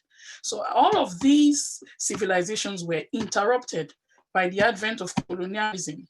Again, Africa before then was plundered. Its human resources were significantly plundered over centuries by the mass transfer of human capital in the name of the transatlantic slave trade. You cannot take that many people from a land space and that space does not suffer. Millions of Africans were transported across the Atlantic in a sustained predatory capitalist intervention that Britain and America benefited from significantly. Free labor, the British discovered sugar and decided they needed people to work the plantations, and that was it. So we know that those ships made a triangular journey. They came from the Americas to Britain laden with sugar, cotton, and all of that. Then they loaded in Britain with palm oil and with gin and mirrors, and brought it to the African colonies where they used it to trade for people and went back. So it was a triangular thing. So I guess what I'm trying to say here is that without those interruptions, there are two major historical interruptions that did a lot of damage to the continent. The mass movement of people. We talk about brain drain. Brain drain is nothing compared to the plunder of Black bodies. Mass plunder of Black bodies sustained over centuries. Brain drain is nothing.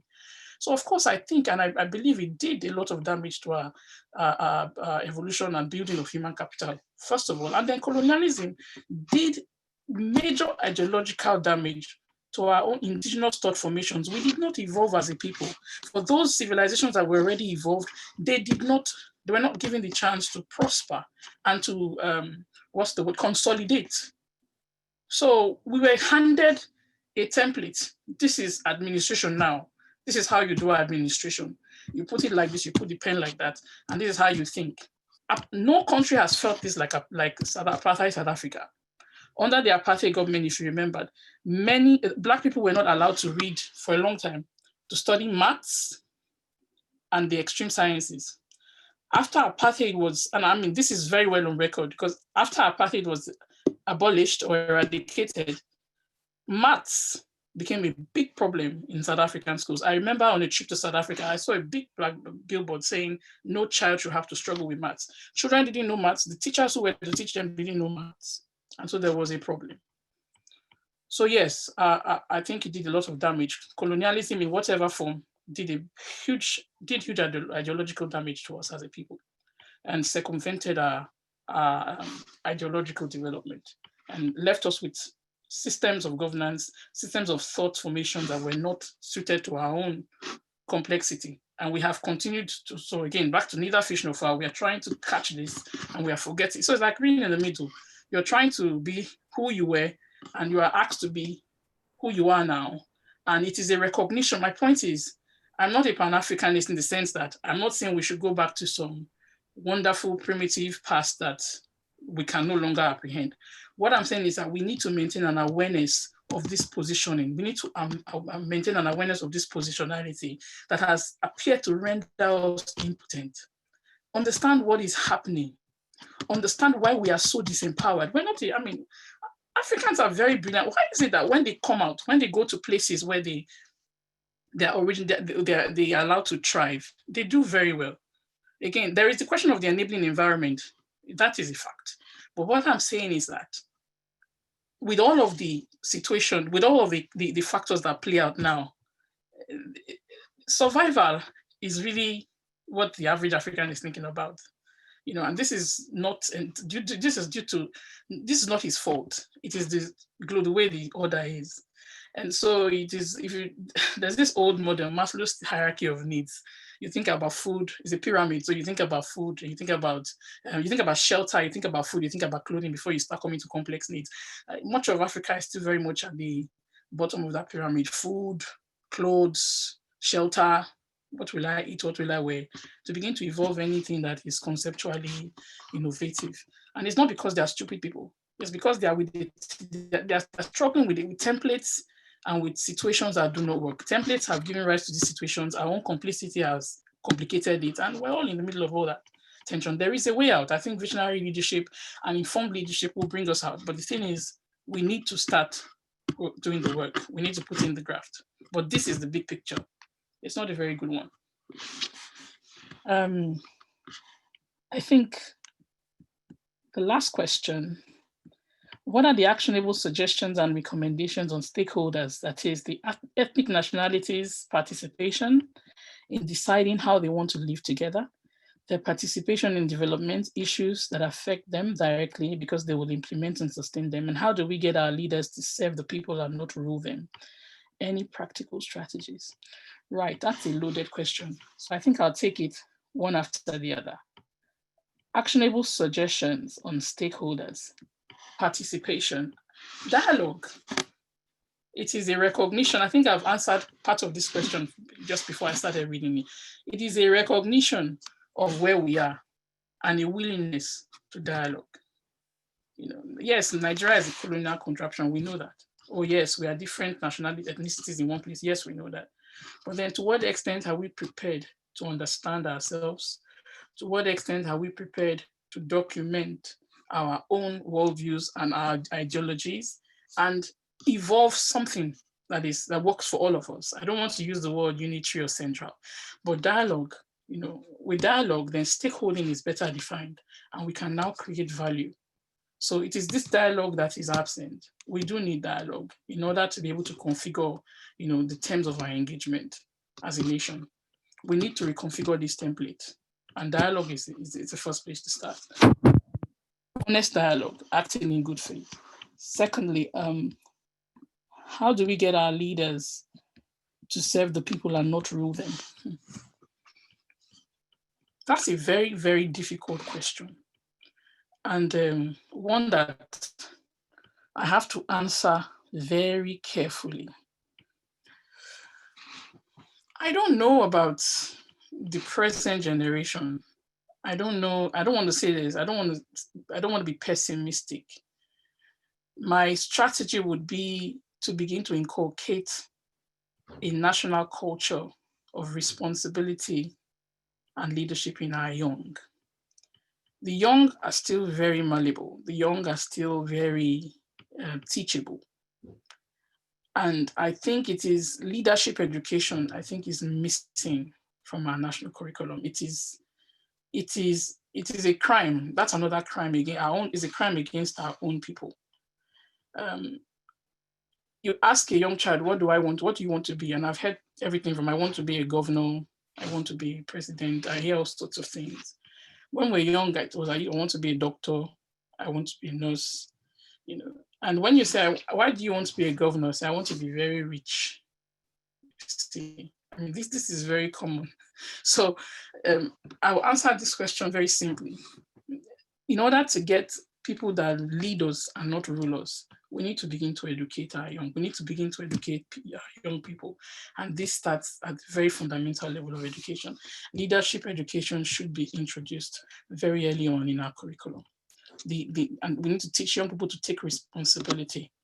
You know, we talk a lot about creating an entrepreneurial system, teaching people how not to depend on paid employment, but creating an entrepreneurial system. Now, entrepreneurship wouldn't work without self-leadership. So we need to begin to imbibe leadership education within our curriculum in very, very simple ways. For instance, at the practical strategy, because you asked for one, is at a very young age. If we say implicit leadership theories are formed by age 5, maybe we can begin to tell stories about leadership at that age. Maybe we can begin to draw parallels between what children see at home, because I mean, leadership examples are everywhere. You know, my dad, my mom, my teacher, my pastor, my mom. Maybe we can begin to draw those experiential parallels into stories, apprehendable stories that make sense at a very early age, and then scale that or progress that through the national educational curriculum. But I think leadership education is necessary, is missing, is necessary. And the earlier we begin to inculcate that into our national consciousness, the better for us. Would that, Dr. Vanessa, would that have anything to do with character orientation? Because I got a question on, we need to do something about, we need to change the character of the people themselves, or as any system we introduce or any leadership would continue to fail because of the character and the mindset of the people. But before you answer that, let me also bring Ambassador Daniel Hart, who wants to ask a question, and I believe Ambassador Mbonu too. Ambassador Hart.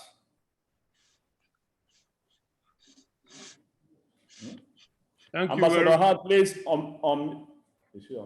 Yeah, okay. We have you now, Ambassador. Thank you very much, Mr. Moderator. I want to thank Dr. Iwowo for her very brilliant lecture.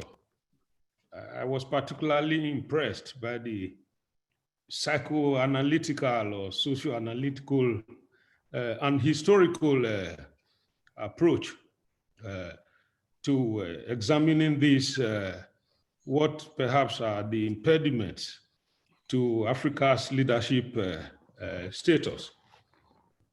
I think it puts it in the right context, actually.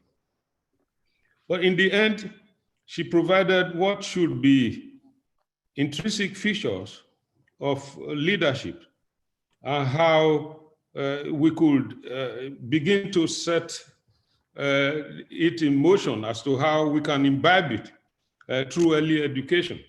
And I think scientifically, I would say this is the therapeutic section of her expose. So here is my question. The educational aspect is perhaps what we should put emphasis on now, given that the diverse, particularly the diverse experiences and the value systems of the polities in Africa, and particularly in our country, whether that would itself not become a very serious impediment, because we have to sort of purge ourselves of the value systems and experiences that have been internalized over time. It's very much in focus now in our own less qualified leadership that we have, where we have leaders that are more often than not influenced by their own experiences, either religious or ethnic, or I don't know what. how do we, in the end, when we have advocated for the educational approach to really evolving a leadership that you say should be approachable, a leadership that exhibits all those features that you've analyzed in terms of what is qualitative leadership in our own situation. So effectively, I'm saying that this therapy, it only answers the question, the problem, the task that we have before us halfway. Do we now go to, first of all, deal with those problems, the impediments at the local level of the component parts that makes the whole, as it were, before we now can emerge to have a leadership that is not encumbered by any self-interest that has been influenced over time through some experience. That, I think, it's what we, in my opinion, we should look at. It's a brilliant expose. I have no doubt this is the way to start. And perhaps the pretensions to leadership that we have today are themselves bogged in this kind of constraints. I would like you to please, from your background of psychology, behavioral science, to take a look at this and see whether we can do something about it, and whether this would itself not become impediment at a level sooner or later. Thank you very much. Thank you, Ambassador Hart. Ambassador Mbono, please.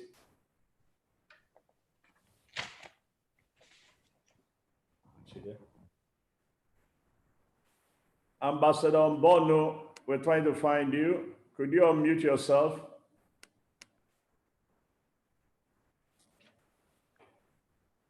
Okay. Okay. Dr. Vanessa, again, you have the floor. If we find Mbono, we'll bring her on. Can you hear me now? Oh, geez. Yes, we can hear you now. Thank you. Okay. Thank you, Your Excellency. I always have problems getting myself heard. I will be very brief as usual. Let me just thank our speaker this morning. Few things I just want to bring out. She touched on one of my questions, but I will still ask a little more, because the first thing I want to find out is Holocaust happened and they continue to make reparations up till today. They are still making reparations. Yes, the Jews will not like what I'm going to say, that Holocaust is not as damaging as what the colonial masters did to us. They really destroyed. The lecturer gave a very, very deep lecture on this. They destroyed everything. Our psychic, our ideological identity, everything was destroyed by these people. We recall that the late MKO Abiola of blessed memory started this fight for reparations. Along the line, I don't know what happened, it fizzled out. I know as a human rights advocate, a human rights activist, I tried to take it up at the United Nations. Of course, the powers that be, those that colonize us, shut it down. I'm thinking that it's not time bad.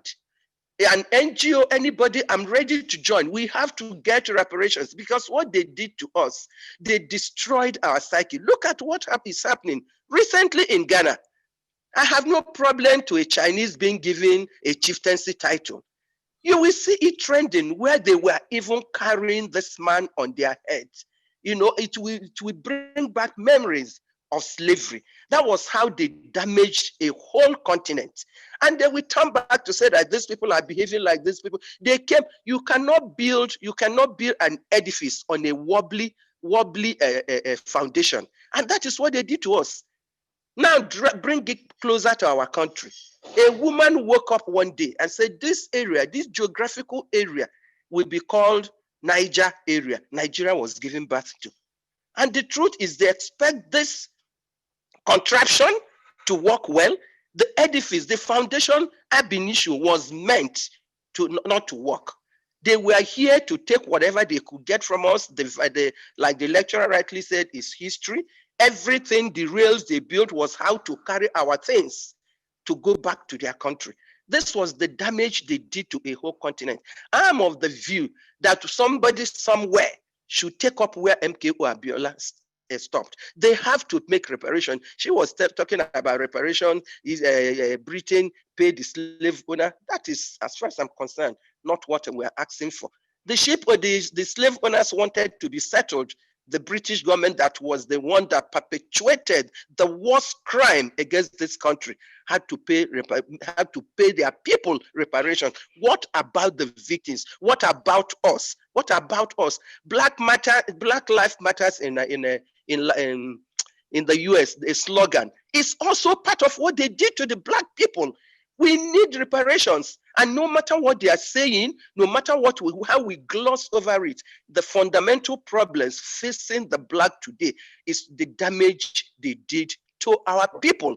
That is what we are seeing, and that's where I stand. I thank you very much for giving me the floor. Okay, thank you very much, Madam Ambassador, and I want to assure you that the Jews are not on this platform, so you're free to air what you have said.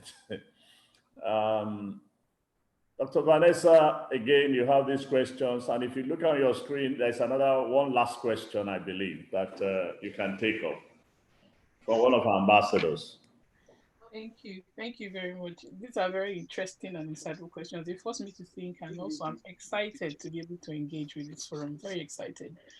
A lot of, I think we're already having this dialogue, and it's important to keep these conversations going. For a long time, they have been a bit, they've been muted. I don't want to say short, but they've been muted, and I'm glad that we're having these conversations, diasporic conversations now. I want to go back to the question about what we do now. That's a tough question. Yes, I did say we should grow the young. I did say that we need to emphasize, we need to grapple with I talked about the various aspects that make up the big picture, and the question of what do we do now, how do we where do we go from here? I think that's how I understood it, and simply put, I mean, I don't have all the answers, and I don't claim to do so, I must say, but I think it is again important to keep our conversations going. So you might ask, what is all this talk going to do? But I think talking is a step in the right direction, because the more we talk, the more it is heard. And the more it is heard, the more it disturbs the status quo. And the more it disturbs the status quo, we hope it gets to a point where where that disturbance gains enough traction and energy to provoke a reaction that is in the direction of what we want. I talked about how we should educate the young and build into our education. At this point, there is an old Nigerian saying that says you don't, and I say this with all respect, you don't, we can't bend something that is, we cannot, we bend a reed when it is green. And I agree with that. At this point, any change intervention has to have the full buy-in and the full agreement and the full commitment of the present stakeholders. We will have to rely a lot on the principle of good faith if we're going to begin to enact some of these leadership interventions that I have suggested. There will have to be a willingness on our part to commit to this strategic national direction. We all agree, I think I can speak for most of us, that leadership is, the failure of it has been the crux of the problem. There will therefore need to be intentional movement in that direction. That is, evolve a system of leadership that works for all of us. And the only way we can do this is by having dialogues in good faith and acting in good faith. Good faith is not something you can buy. It's not something you can force people to act in, but there has to be a willingness from the inside to act in good faith. But for the young, it is easier because we can begin to, if you like, indoctrinate them so that they grow up to, there is no other alternative, there's no other normal It is with indoctrination that you create a new normal. And that is the normal that they are with conditioning, psychological conditioning. And that is something that we can easily do at the level of education, which is why I suggested that in the first place. So good faith or not, indoctrination is a very powerful, early indoctrination is a very powerful way to begin to build the kind of Nigeria we want. But at this level, we all need to act in good faith. We all need to be ready to talk. And this dialogue must begin at the present levels of national organization. I mean, it must start at the level of the women, it must start in the legislature, it must start everywhere that people are organized, it must start in all of those circles. But at this point, I think my answer can only be really limited. We can't change people. We can only appeal to their consciences to act well. So I think awareness in this, with respect to this, awareness and rhetoric is powerful. And I think this is one of the things that this forum is serving, speaking, keeping the discussions going. Even something as sharp and as what's the word I'm looking for, as visible as the George Floyd murder done in broad daylight will go away if the discussions are not maintained, if the rhetoric is not ramped up. That will become another event in history. But as long as we keep talking about it, which is why Black Lives Matter is making all that continue to make all that noise, is to keep it in our consciousness. So to answer that question, one way we can, what are the things we do now? We can do now. One of the things we can do now is to keep this in our consciousness through rhetoric, continuous awareness, information, being informed about this present status quo, and that in itself will begin to work in us. Strategies, thoughts, ideas on how we can dismantle it. But this is not something that one person can do. It's a collective, and that collective must act in good faith. The idea of reparations, of course, I did say, when I talked about the British slave owners, I was not saying they should have been compensated. I was speaking to the contrary. I was saying that it is the owners who were compensated, not the slaves. It's the slaves and their families that should have been compensated. But the owners of the human beings were compensated by Britain, which in itself is another atrocity. So I agree with you that the idea of reparations must be visited.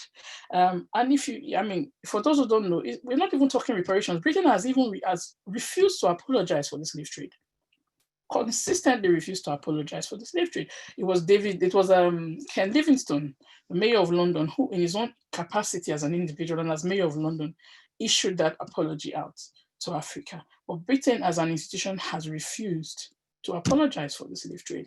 Over this way, the story of abolition is more romanticized. Very early on in school, they teach young children about how Britain saved the slaves, but nothing is said about Britain's role in expanding the slave trade. Britain did not start the slave trade. The Portuguese have a lot to answer for that because they were the early traders who came and carried out what they carried out. But Britain scaled the slave trade. Britain expanded it. That was Britain's role. And for 200 years, Britain was a slave-owning nation. It scaled slave trade up to a dimension that before then had never been seen in history. So Britain has to apologize for the slave trade. And yes, idea of reparations should be visited. A strong voice in this regard, strong voices need to begin to emerge. A strong, organized collective needs to be able to emerge to push this agenda, because if it's one person, that's like somebody crying alone in the wilderness. There has to be a strong collective. And then the question that will follow, I can tell you already, is corruption. When we give you that money, what are you going to do with it? But that is for us to decide. I believe the issue of reparation should be visited. Yes, I agree. Dr. Vanessa has acknowledged the importance of reparation to us. Perhaps this subject should not be included in all her talks going forward. I'll keep that in mind. Up to now, my contention has been the interiorization of our knowledge systems, and then how disempowered it leaves the average, the average African. It was always painful to observe how,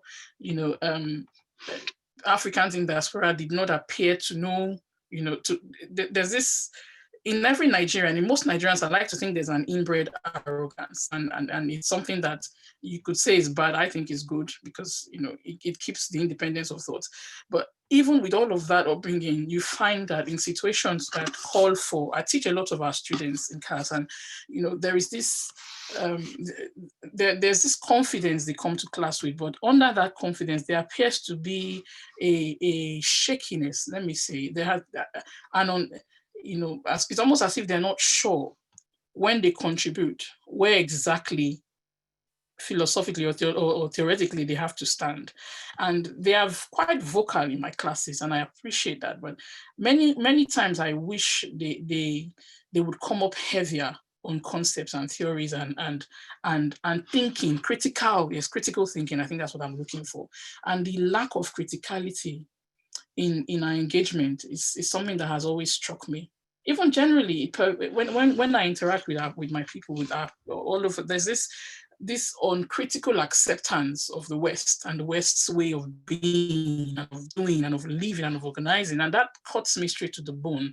So a lot of my scholarly work has focused on unpacking and exploring some of these inconsistencies, you know, and particularly those that come from history.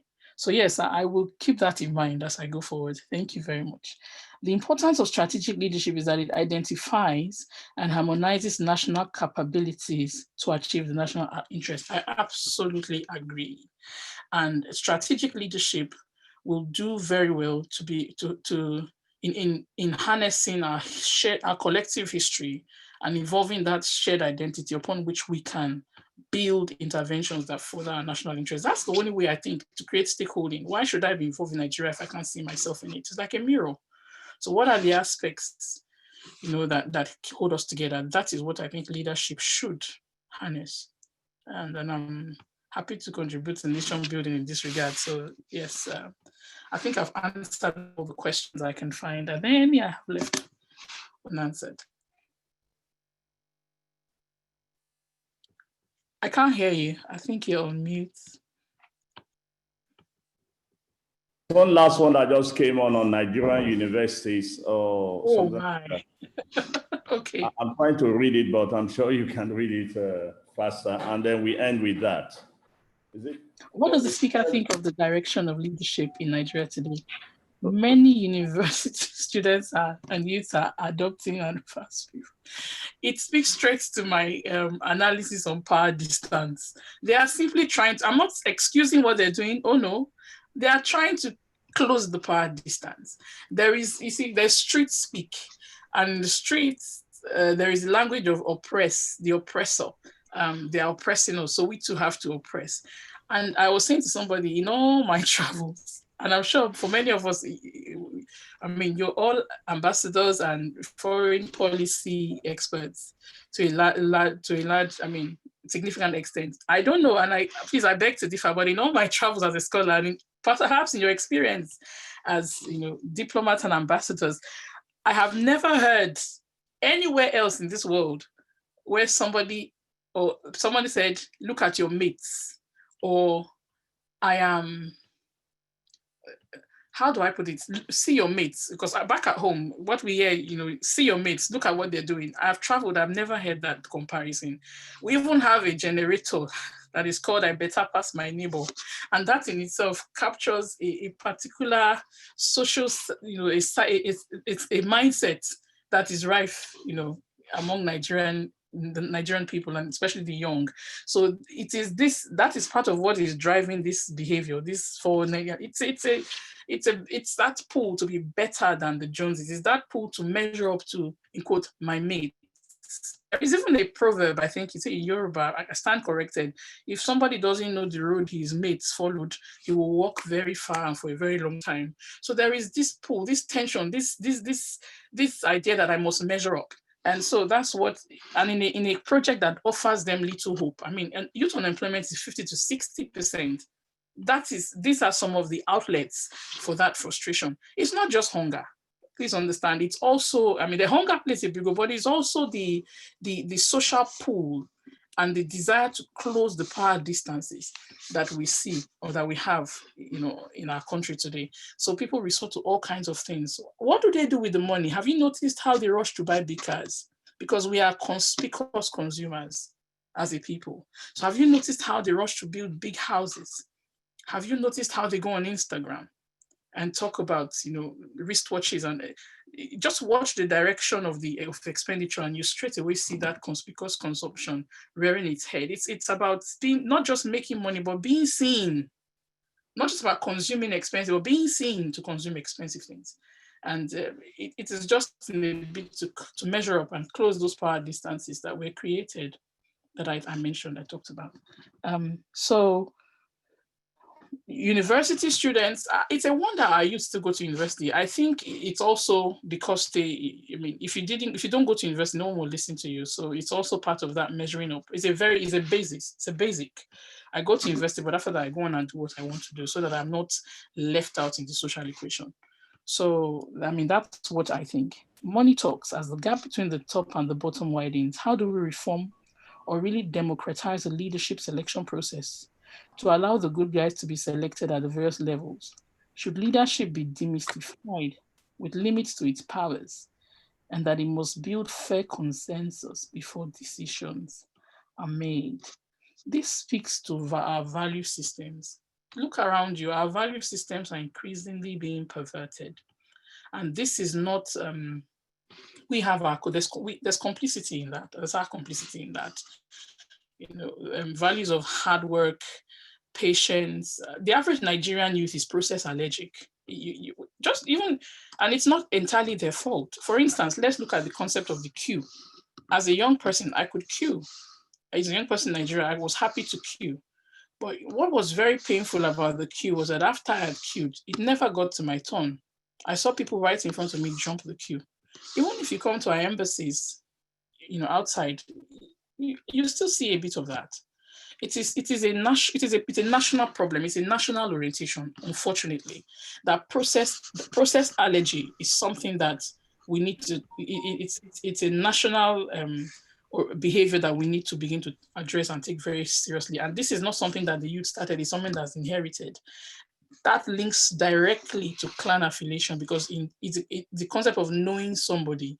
If you know somebody, you can circumvent the process. That's where process allergy came from. Little wonder that our young people today are process allergic.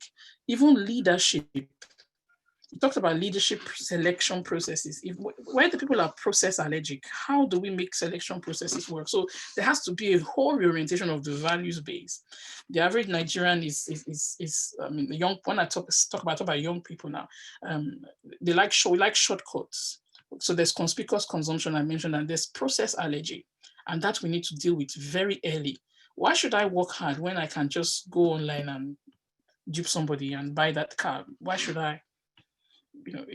These are the value, and then it doesn't end there. We actually celebrate these people. We celebrate them. We celebrate conspicuous consumption, and because processes are circumvented and products are compromised, there is mediocrity. Mediocrity is we see the product and we all clap, and anybody knows that this product is substandard.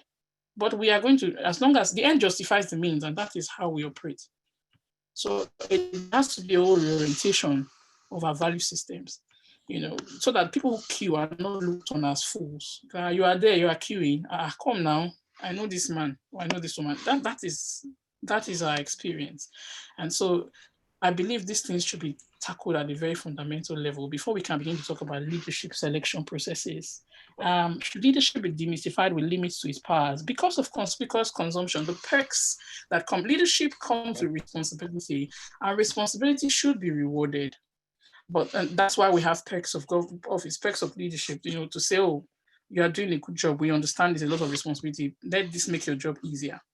But we have emphasized the perks, and we have de-emphasized the responsibility that leadership requires. As a young person, I'm still young, but as someone who just started out in life, I ran away from leadership positions for this particular reason. I did not want the responsibility. It didn't matter the reward. I just didn't want the responsibility. I mean, I've grown a lot since then. It's changed. I mean, I have occupied and continue to occupy leadership positions myself, and I've become a scholar of leadership myself. But I'm trying to say that as a young person, I understood the weight of responsibility, and the rewards did not change my mind. But this time, what we see is that there is so much emphasis on the rewards and the perks of office and the power, and very little that is said about the responsibility that such power confers. Again, education will remedy that. Thank you very much. This has been an interesting conversation, and at this point, as always, I want to bring in our second Vice President, Ambassador Akinsoya, to thank the speaker for us, and also to thank our Doyen Ambassador Olisemeka, who was the first to link up this morning. By the time I put on my system, Ambassador Olisemeka was already seated for this wonderful lecture. We thank you, sir. Ambassador Akinsoya, as always. Yeah, well, thank you, Mr. Moderator. Our eminent guest speaker, national president, our elder and trustee and doyen of the ACAN, Ambassador Olisemeka, Your Excellencies, ladies and gentlemen. We have been treated to a very brilliant lecture this morning. Dr. Vanessa Iwowo has brought new perspectives to our series of lectures. She has also brought some glamour to our series of speakers over the weeks. A personification of beauty and brain. We very much appreciate all that you've been able to give us this morning. ACAN's series of lectures, as you rightly pointed out with our previous speakers, is to help us navigate what the situation of our great country has been in the last 60 years and the expectations for the next 60 and beyond. And the fact that Nigeria in the Committee of Nations and given our own experiences, continue to learn through the experience. And we believe that the perspectives that you have given us this morning, the politics of identity, adds some value to our understanding of the political terrain and also the postures of our leaders over the years. As Professor Akinsoya said in one of our lectures, Africa, if you look at the theory of the fragility of states, some will say that Nigeria, like other African countries, they are work in progress. But Nigeria is not a banana state. It's not a banana state. We have our strengths. We have the oscillations in nation building, but at the same time, we realize that we have our values. Nigerians are good workers. They are also good players. And we believe that our system provides for mentorship. I mean, what I didn't hear you mention much in your lecture is mentorship for leadership. And political parties have a very important role to play here. Even though the ideological base is something that we see that is missing. But of course, you know, the political parties, because they constitute, apart from ethnic nationalities, pressure groups and others, political parties still constitute the structure for leadership build. And you mentioned something about the youth bulge. The youths need to be mentored because we need to take care of the youths, because if we don't take care of them, they take care of the leaders. So it's important that you mentioned some of these issues, and we are really delighted this morning that Professor Vanessa Iwowo, you have given us some perspectives. The issue of politics of identity, I take it, I mean, as you speak, I remember my days of a student of political behavior. I know that what motivates countries to behave the way, certain ways that they behave. And I believe that some of the things you told us this morning will be a subject of further research. I want to thank distinguished Doyen, who has always been with us. Ambassador Olisebika, we appreciate you. We continue to thank you for all that you are doing. As they say in my language, in Yoruba, Agbanya Daleo, Ashelagbare Edumare. So I want to thank everyone, the president, our chairman, the chairperson for today, Ambassador Okonga, who is supposed to be in Rwanda now, but she's here. She has not been able to rejoin her post because of COVID pandemic. But we also thank you for bringing this glamour into our ACAN series of lectures. Well, I want to thank all our colleagues and the friends that have hooked in. It has been a very good experience for us in ACAN. And as we still have other lectures that are spaced out, there's one coming up tomorrow and another one on the 6th. We hope you will continue to join us. Once again, I want to thank the moderator, Ambassador Kechi, and the team for planning this series. And we hope we have all benefited from these lectures. Once again, I thank you.